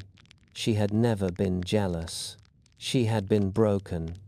As night settled over Olympus, Hera walked alone, beneath a sky heavy with old light. The stars glimmered like distant memories, each one carrying fragments of years she had lived with quiet strength. She stopped on the balcony where so much of her heart had once unfolded, and the air around her grew still, as if waiting for her thoughts to rise. She looked back not in anger, but in a deep, reflective calm. She saw the early days when she shaped order out of chaos, when the young gods gathered around her for guidance, when Olympus moved with her breath. She saw the seasons of devotion she had poured into the world, steady as a river, carving its path through ancient stone. And she saw the quiet cracks that had formed in her heart, one by one, over years of unspoken hurts. She realized, in a soft, painful truth, that she had held the fabric of the heavens together, but no one had held the fabric of her. She had been the keeper of balance, yet no one had balanced the weight she carried. She had steadied storms, calmed tempests, and given harmony to the restless hearts of gods and mortals. But her own heart, so disciplined, so patient, so bound by vows, had been left without a guardian. The wind rose around her, a gentle, ancient breath that rustled through her hair like the touch of forgotten time. It carried stories from faraway lands, stories of mortals who whispered her name in gratitude, stories of temples built in her honor, stories of women who prayed for strength and felt her presence beside them. The wind knew her better than Olympus did. It knew the weight of her silence, the depth of her devotion, the fractures hidden beneath her calm. Hera closed her eyes, and the wind sang to her a slow, mournful melody, like the sigh of the world itself, remembering its oldest wounds. In that song, she heard the truth she had never spoken aloud. She had spent her life holding the heavens steady, but no one had steadied her. She had kept the world from unraveling, but the world had let her unravel in quiet places. She stood beneath the night, a goddess wrapped in starlight and sorrow, and the wind told her story, the story of a queen who had saved a world that never quite saved her in return. Hera never loved war, the clash of bronze on bronze, the cries of dying men, the smoke rising from shattered cities. None of it belonged to the world she tried to keep in balance. Yet, when the Trojan War erupted, its tremors reached even the quiet heart of Olympus. War, to Hera, was not glory, it was disorder, a breaking of the delicate threads she had spent ages keeping aligned. So she stood not beside the warriors, but above them, watching the battlefield like one watches a tapestry unravel strand by strand. Spears flew like fragments of a shattered rhythm. Shields clashed like discordant drums. Every fallen soldier marked another fracture in the fragile harmony of the mortal world. Hera did not swing a sword.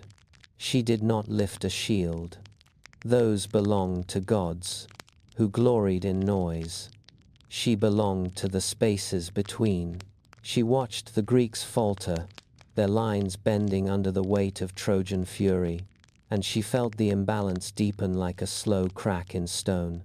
The world she cherished, its cities, its families, its fragile dreams, teetered on the edge of collapse. So Hera acted not with violence, but with adjustment.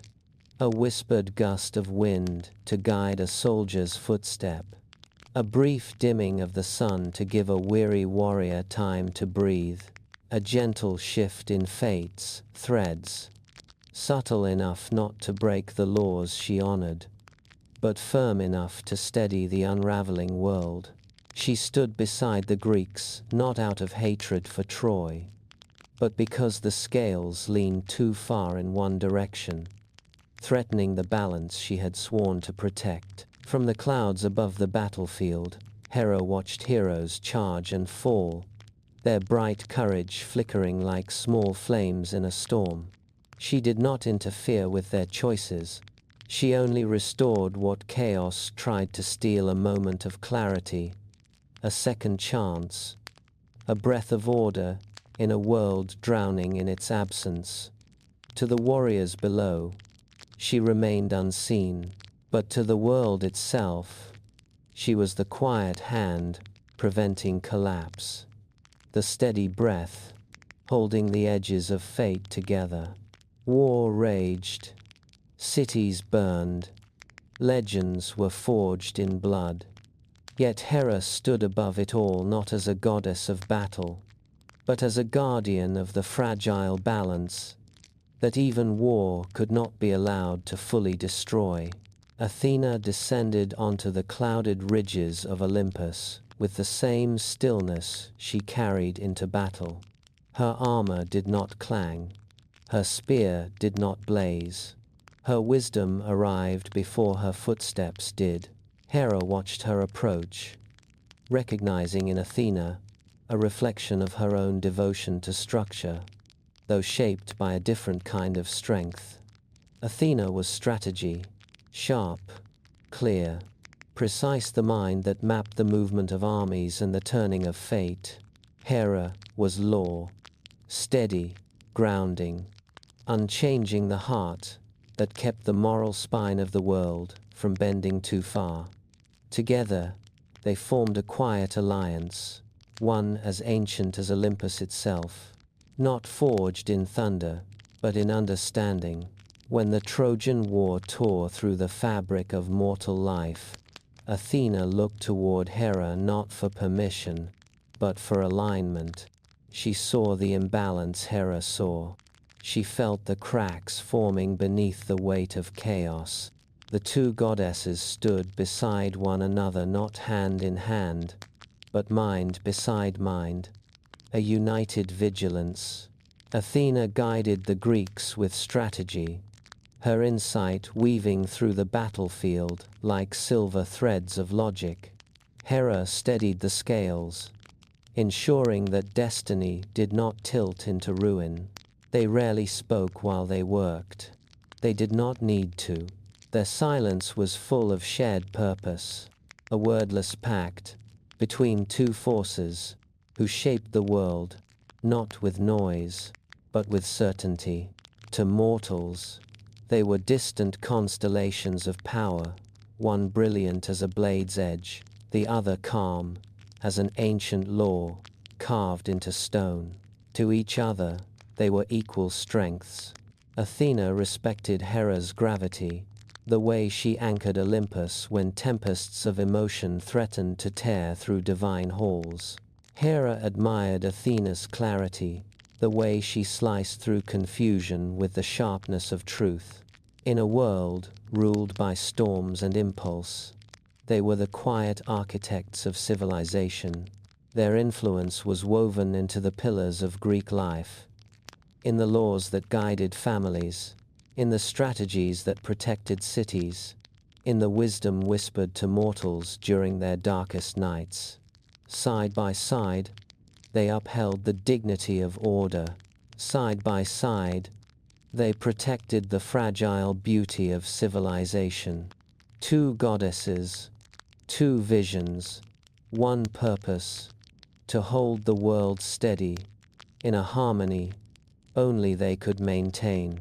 Among all the lands touched by immortal hands, Greece was the place where Hera's heart beat the softest.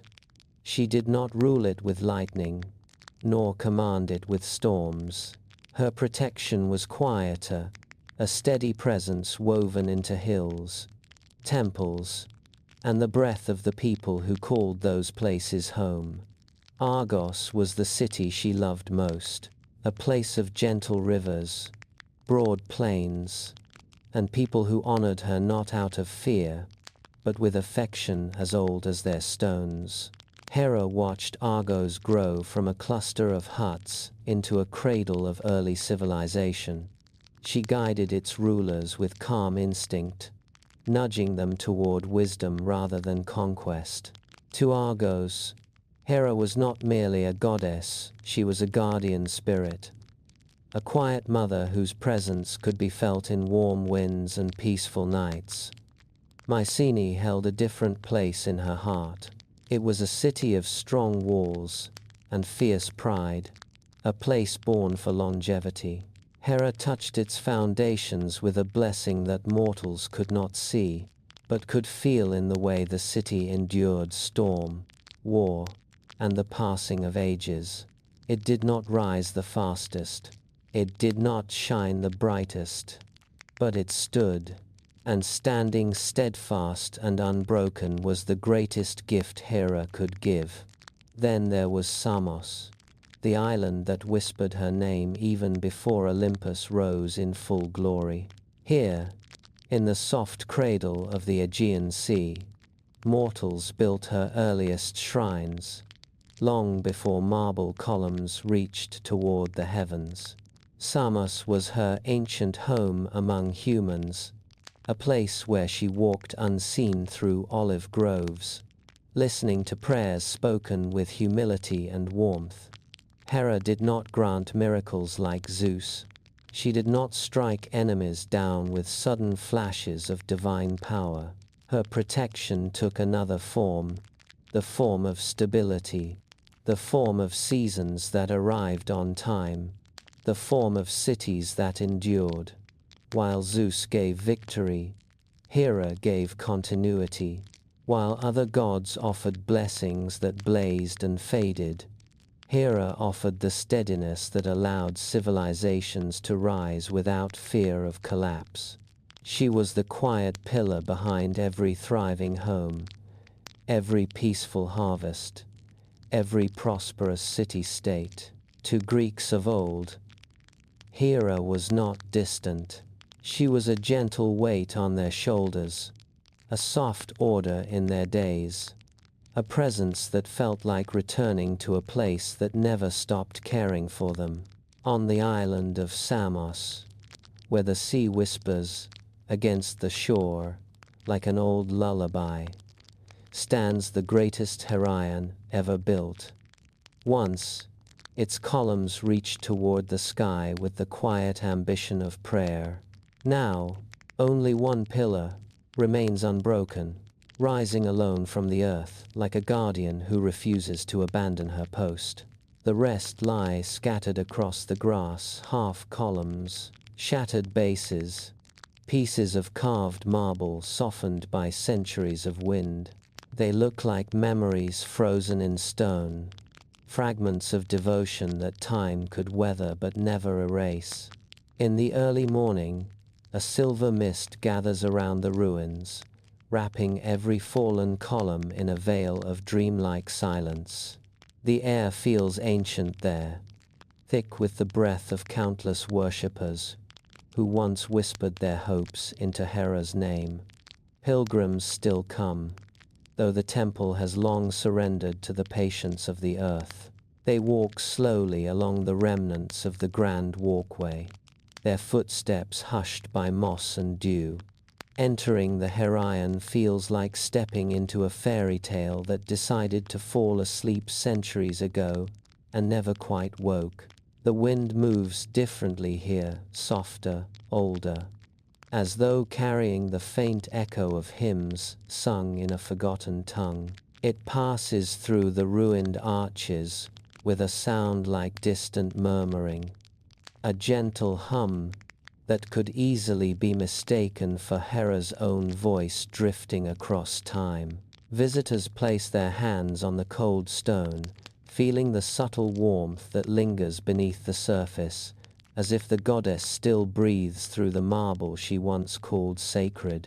Wildflowers grow between the cracks, their bright petals offering small flashes of life against the pale remnants of ancient grandeur. The temple may be broken, but it is not dead. It dreams. It remembers. It waits. Every fragment of stone holds the quiet memory of ceremonies, long past weddings, blessed under soft torchlight, prayers for harmony, whispered at dusk, mothers asking Hera to protect their children. And when the wind glides through the last standing column, a low, resonant tone vibrates through the air, deep and steady, like the heartbeat of a goddess who never truly left. In the Heraion of Samos, Hera is still present in the mist, in the stone, in the gentle echoes woven through the ruins, a goddess whose sanctuary endures not through perfection, but through timeless, unfading reverence. To the ancient Greeks, Hera was not merely a queen upon a distant throne of clouds. She was the quiet architect of their daily lives, the unseen hand that kept the world gently aligned, the steady presence that shaped families, cities, and traditions. They saw in her the dignity of structure, the comfort of order, the warmth of a goddess who understood the fragile rhythms of mortal existence. Women prayed to her in soft voices at dawn, asking not for riches but for marriages built on steadiness rather than fire. They lit candles for Hera when their homes felt unbalanced, believing she could bring harmony the way she once steadied the halls of Olympus. Mothers whispered her name during childbirth, seeking not miracles, but safety, that precious sense of someone watching over them with patient care. Every vow spoken at a wedding altar carried the echo of Hera's earliest rituals, the kind she wove from silence, devotion, and calm. To the people of Greece, Hera was not stern. She was steadfast, not distant, but deeply woven into the fabric of their lives. City-states built her temples not to invoke lightning, but to ask for continuity, for crops that grew at the right time, for rain that arrived gently, for communities that thrived without falling into chaos. Argos, Samos, Mycenae, each whispered her name, like one whispers the name of a trusted elder. In bustling marketplaces, her influence could be felt in the honesty of trade, in quiet homes, in the faithful glow of hearth fires. Her presence lingered like a comforting breath. She was the goddess people turned to when they needed things to stay whole. In a world full of wars, storms, and unpredictable gods, Hera alone embodied the stability mortals longed for. They honored her with garlands placed at doorways, with gentle hymns sung by young brides, with festivals that celebrated the harmony she brought into their lives. To them, Hera was not just a divine figure. She was the mother of societal order, the keeper of trust, the guardian of promises, a goddess who did not dazzle with spectacle, but comforted with consistency. And in their reverence, Hera found something she had rarely been given in Olympus: not fear, not obligation, but quiet, enduring gratitude. When the stories of gods and heroes began to weave themselves into the memory of the ancient world, Hera's place within them was not shaped by thunder or triumph. She did not blaze like fire. She did not roar like battle. Her legacy moved differently: soft, steady, inescapably constant. Hera became the pulse beneath the myths, the quiet structure holding them upright. Not the conqueror, not the destroyer, but the keeper of rhythm in a world that often forgot how to breathe evenly. As centuries passed, mortals retold her tales in 1,000 different voices. Some spoke lovingly of her strength. Some misunderstood her sorrow as wrath. Some cast her in shadows she never deserved. Yet, even in those distorted stories, one truth persisted: Hera was order, the one who reminded the world that vows mattered, that families needed protection, that harmony had value, even when chaos seemed louder. She was the stillness between storms, the calm that outlived the noise of heroes, the guiding breath that kept the fragile balance of life from collapsing. Myths celebrated warriors who struck down monsters, gods who hurled lightning, heroes whose names echoed across mountains. But long after their victories faded into dust, Hera's influence remained quiet, enduring, the foundation beneath the story itself. She did not seek glory.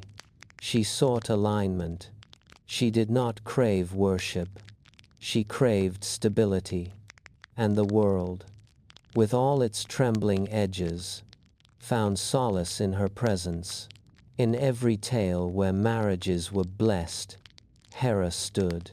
In every moment when communities rebuilt themselves after ruin, Hera breathed.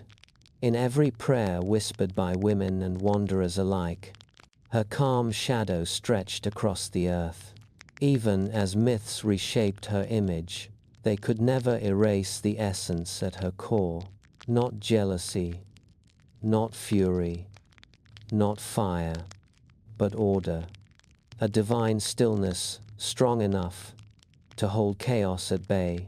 A gentle discipline capable of guiding gods and mortals alike. A heartbeat that kept Olympus and the world below from collapsing into silence. In the end, Hera's legacy was not carved by spectacle, but by steadiness.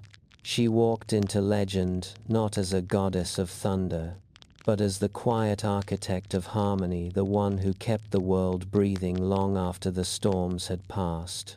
In the quiet hours when Olympus slept, Hera often found herself wandering through memories that rose like soft mist around her.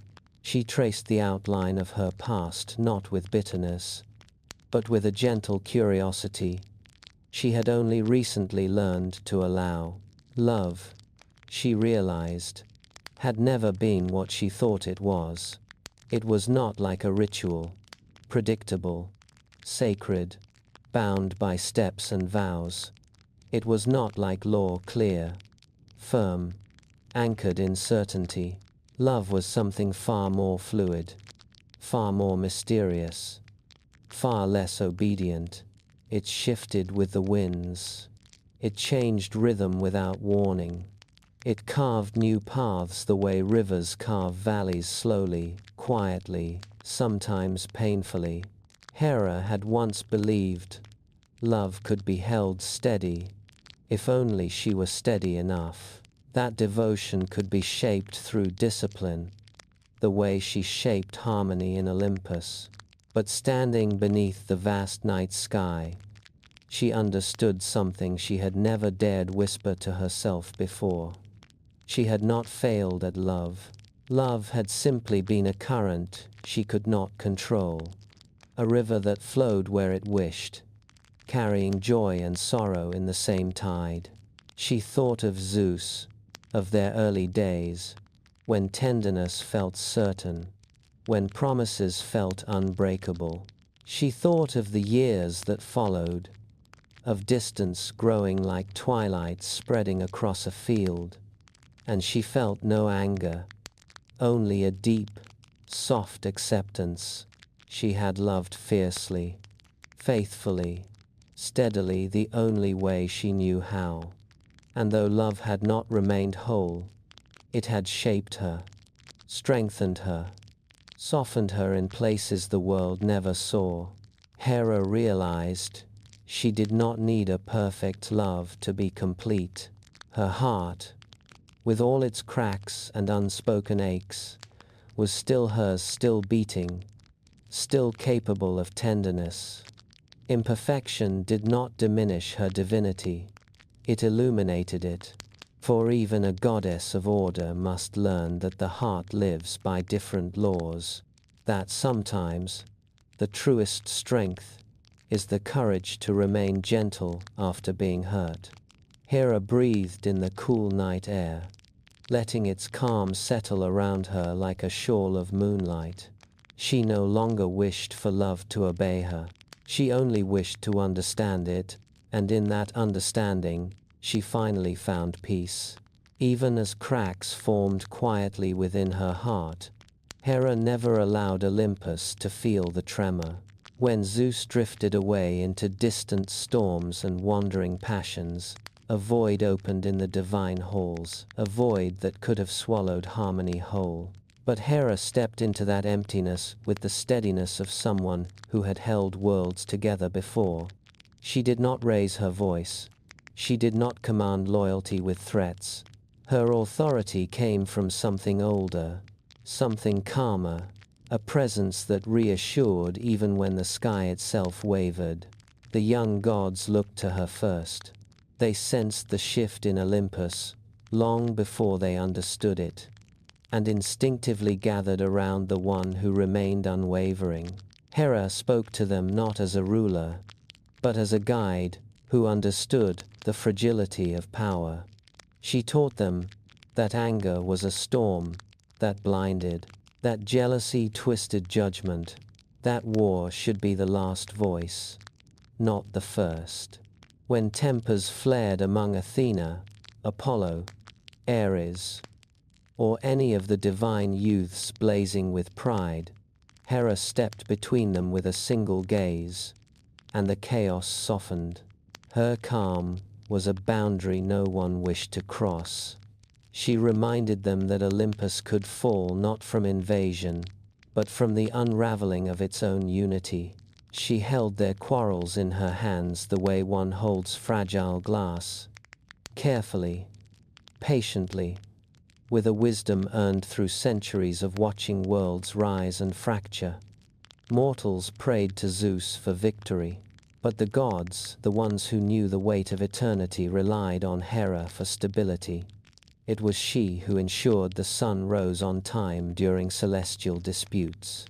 She who soothed winds when Poseidon's anger shook the seas. She who steadied the fates when their threads tangled. Hera did not do these things to prove herself worthy, nor to show the world she was strong. She did them because the rhythm of existence needed a keeper, and she had always been that keeper, long before love wounded her. Long before Olympus crowned her queen, pain did not break her purpose. It clarified it, for in the silent chambers of her heart, Hera knew one truth above all. Even when she herself faltered, the world still needed its balance. And she, with all her quiet endurance, was the only one who could hold it steady. There came a time when Hera no longer feared the fragile places within her. For so long, she had wrapped herself in composure, a queen's calm, a goddess' discipline, a keeper's steady breath. But beneath that strength lived a tenderness she had tried to silence, a softness she once believed made her weak. Standing alone, beneath the silver glow of the moon, Hera finally allowed herself to acknowledge it. Her fragility did not diminish her power. It revealed it. It showed her that even a goddess of order could feel unbalanced and still rise. Even a queen could ache and still guide the world. Even a heart, cracked by disappointment, could still beat with devotion. She understood then that vulnerability was not failure, it was truth. And truth was something she had never turned away from. Mortals had always sensed this part of her.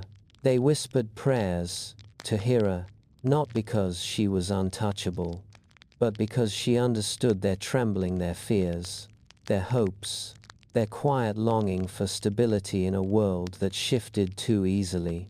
They felt her humanity in her divinity, the way she listened to their hearts as if listening to her own. Hera realized that the people who loved her most never loved her for perfection. They loved her for presence, for the way she stayed, for the way she held the world together even when she herself was unraveling inside. So she stopped hiding the sorrow that lingered beneath her ribs. She allowed herself to feel it fully, not to drown in it, but to learn from it. Her sadness became a bridge to understanding, a foundation upon which she built deeper compassion.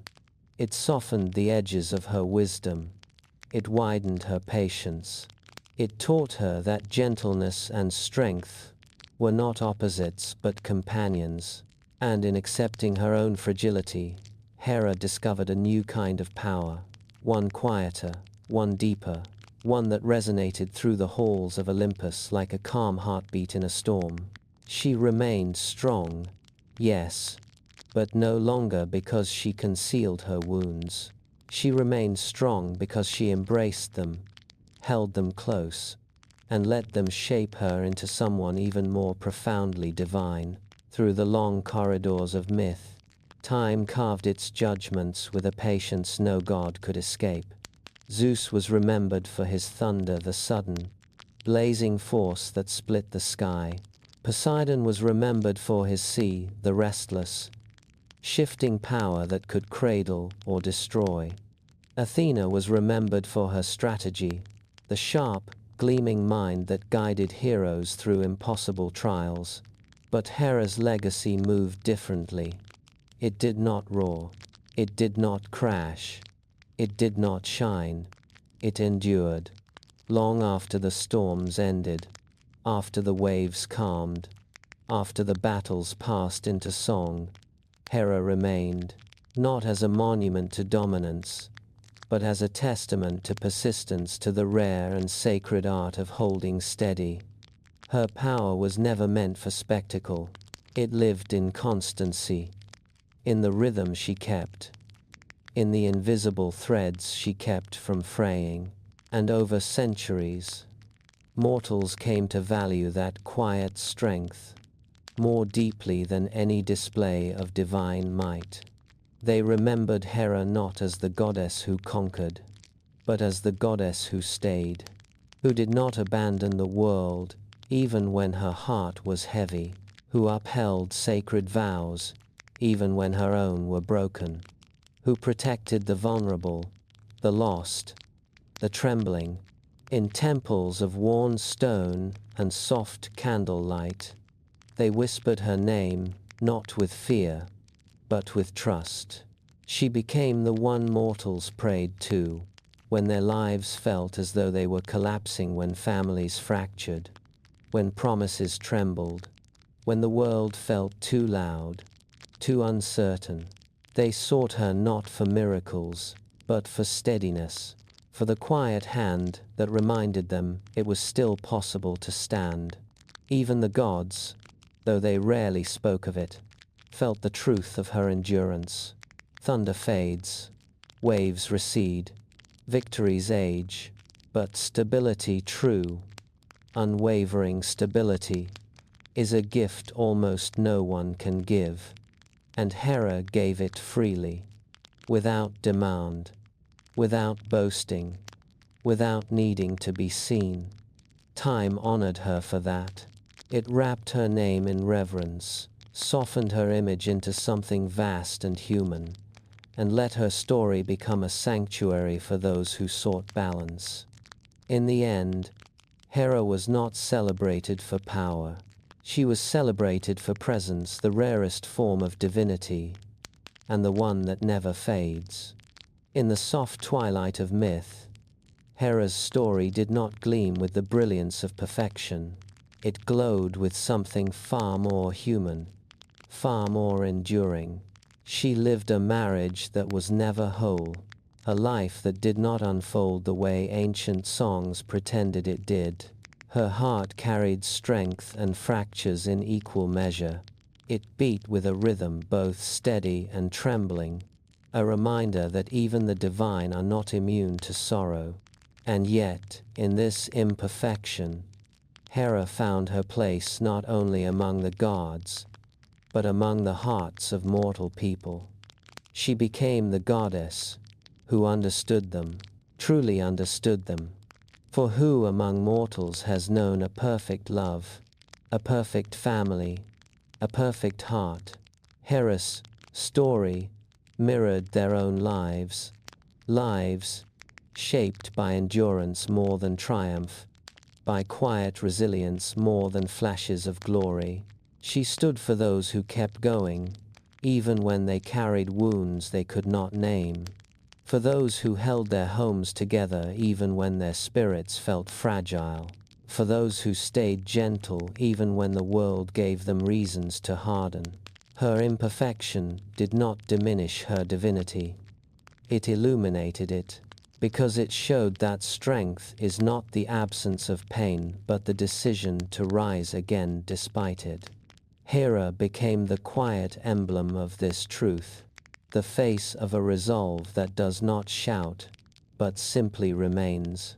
People saw in her the courage to stand when one is tired, the grace to forgive without forgetting, the power to continue loving in a world that often forgets how.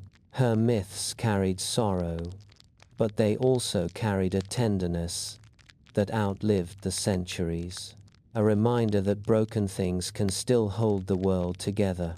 A reminder that the heart, even when cracked, can still be a sanctuary. In the end, Hera became more than a queen of Olympus. She became the symbol of imperfect endurance, a goddess whose story breathed truth into the lives of all who felt unseen, unloved, or quietly hurting. She stood for those who bore invisible fractures, yet continued to steady the world around them.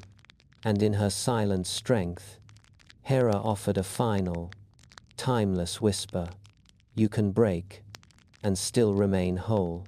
The night over Olympus was older than memory itself.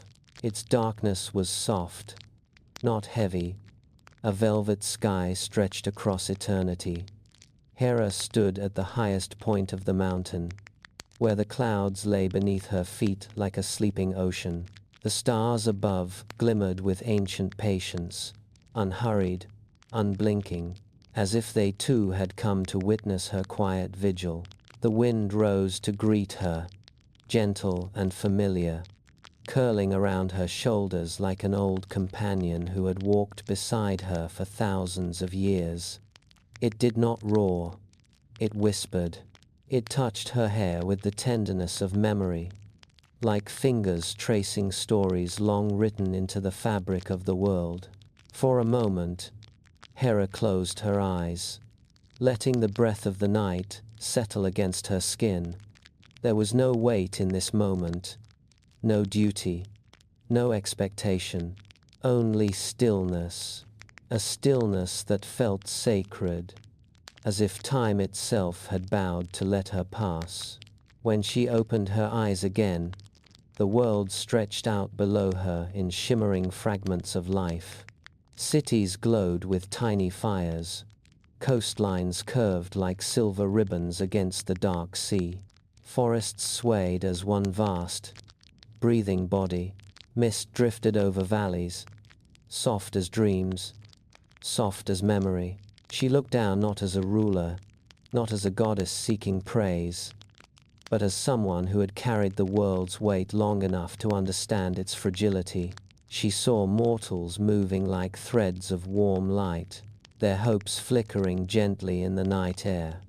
She saw the quiet triumphs and tender sorrows of a world that never stopped trying, even when it trembled. And she felt no judgment, no bitterness, only a deep, ancient compassion, the kind that grows in hearts that have endured and broken and healed again and again.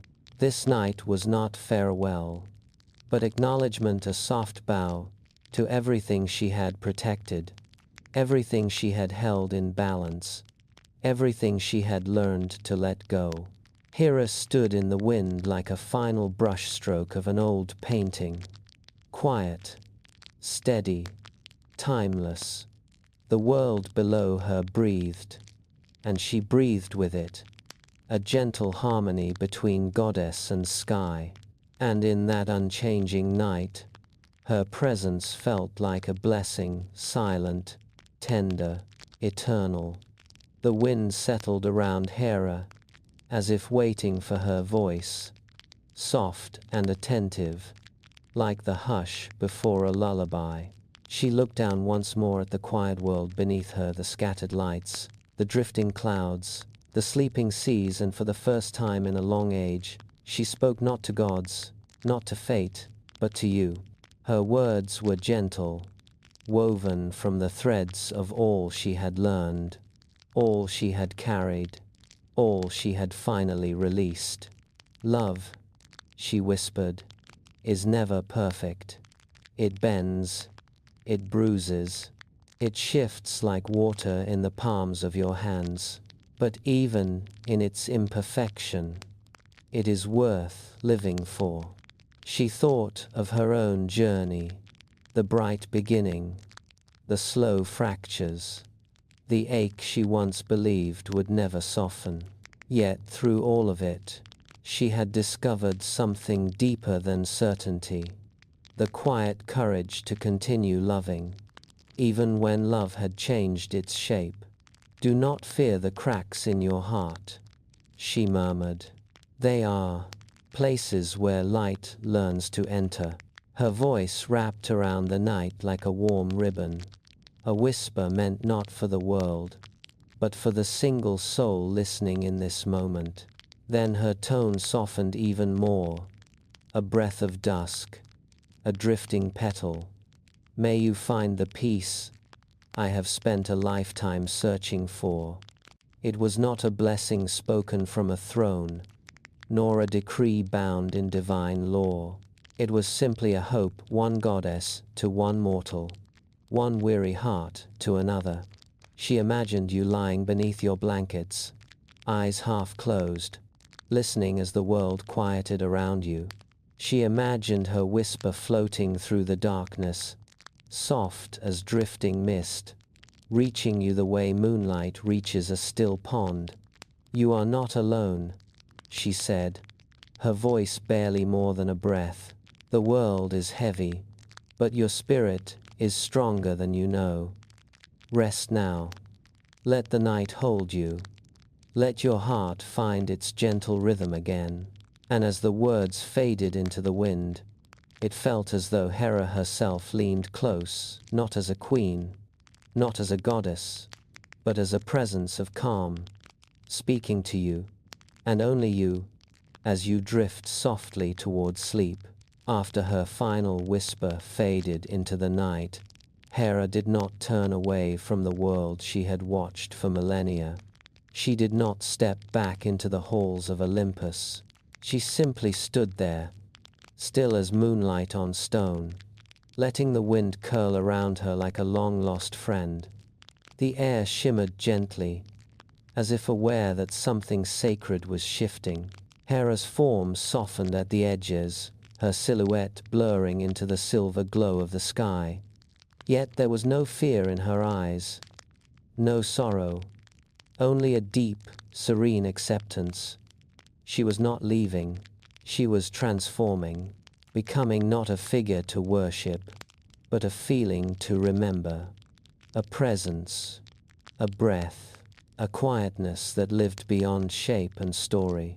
As the wind circled her, it carried faint echoes of all the tales she had held in her heart, the vows she had guarded, the families she had blessed, the ancient temples that whispered her name through crumbling stone. Each gust moved like a page turning in a book older than the world, and Hera, soft as dawn, allowed herself to dissolve into that rhythm. Her gown drifted like drifting mist, her hair shimmered like threads of pale starlight, her body grew translucent, as though made of breath more than flesh, yet her presence only felt closer, more intimate, more woven into the night. She became part of the breeze that touched the treetops, part of the quiet that settled over sleeping towns, part of the hush that soothed restless hearts as they drifted toward dreams. She did not vanish. She spread. She thinned into every corner of the world she once kept steady, a silent guardian still watching, still caring, still listening. Those who stood beneath the moon felt her without knowing, a calm that brushed their cheek, a gentleness that eased their breath, a certainty that someone ancient and kind was still holding the night together. Hera, now light as fog, lingered in the air like a blessing unfurled. She was soft as morning dew, clear as the last edge of a fading star, steady as the eternal sky she had always loved. And though her figure melted into the wind, her essence remained a quiet constant in the world's trembling heart, a whisper that would never fade, a goddess transformed into pure stillness and peace. The night around Olympus grew softer, as if it too wished to rest after the long journey of Hera's story. The wind slowed to a gentle sway, cradling the mountaintop like a lullaby sung to the sky.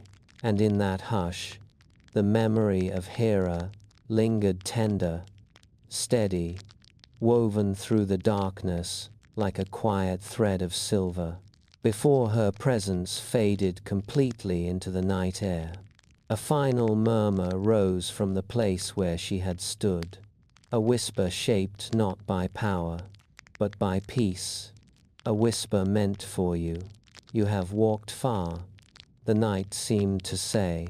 You have carried the weight of many stories, just as I once carried the weight of worlds. Images drifted like gentle echoes. Hera's childhood in the light of Oceanus, her first steps out of Cronus' shadow, her quiet devotion, her wounds, her endurance, her soft strength that outlived even the most thunderous myths. All of it passed before you like lanterns floating down a calm river, illuminating the path you have journeyed with her. And then, in a voice as delicate as dew on morning leaves, the final blessing came. May your dreams be soft, may your breath be calm, and may Hera's quiet strength rest beside you tonight. The words settled around you with the weightlessness of falling petals, warm, safe, gentle, They wrapped the night in a blanket of calm, inviting your thoughts to loosen, your heartbeat to slow, your spirit to ease into stillness. The wind lifted once more, light as a sigh, carrying Hera's essence across the peak of Olympus. It curled around the stones, slid between the ancient pillars, and embraced the mountain as though tucking it into sleep. The world dimmed to a soft glow, a perfect balance between shadow and starlight. And as the last trace of Hera dissolved into the night air, her presence did not disappear, it simply became part of the quiet, part of the breath of the world, part of the peace settling over you now. The wind held the mountain top with a final, tender sweep, a closing gesture of comfort, a farewell without sorrow, a blessing without words. Then the night deepened, carrying you gently toward dreams, as Hera's whisper, soft, enduring, eternal, faded into the dark like a lullaby made of wind.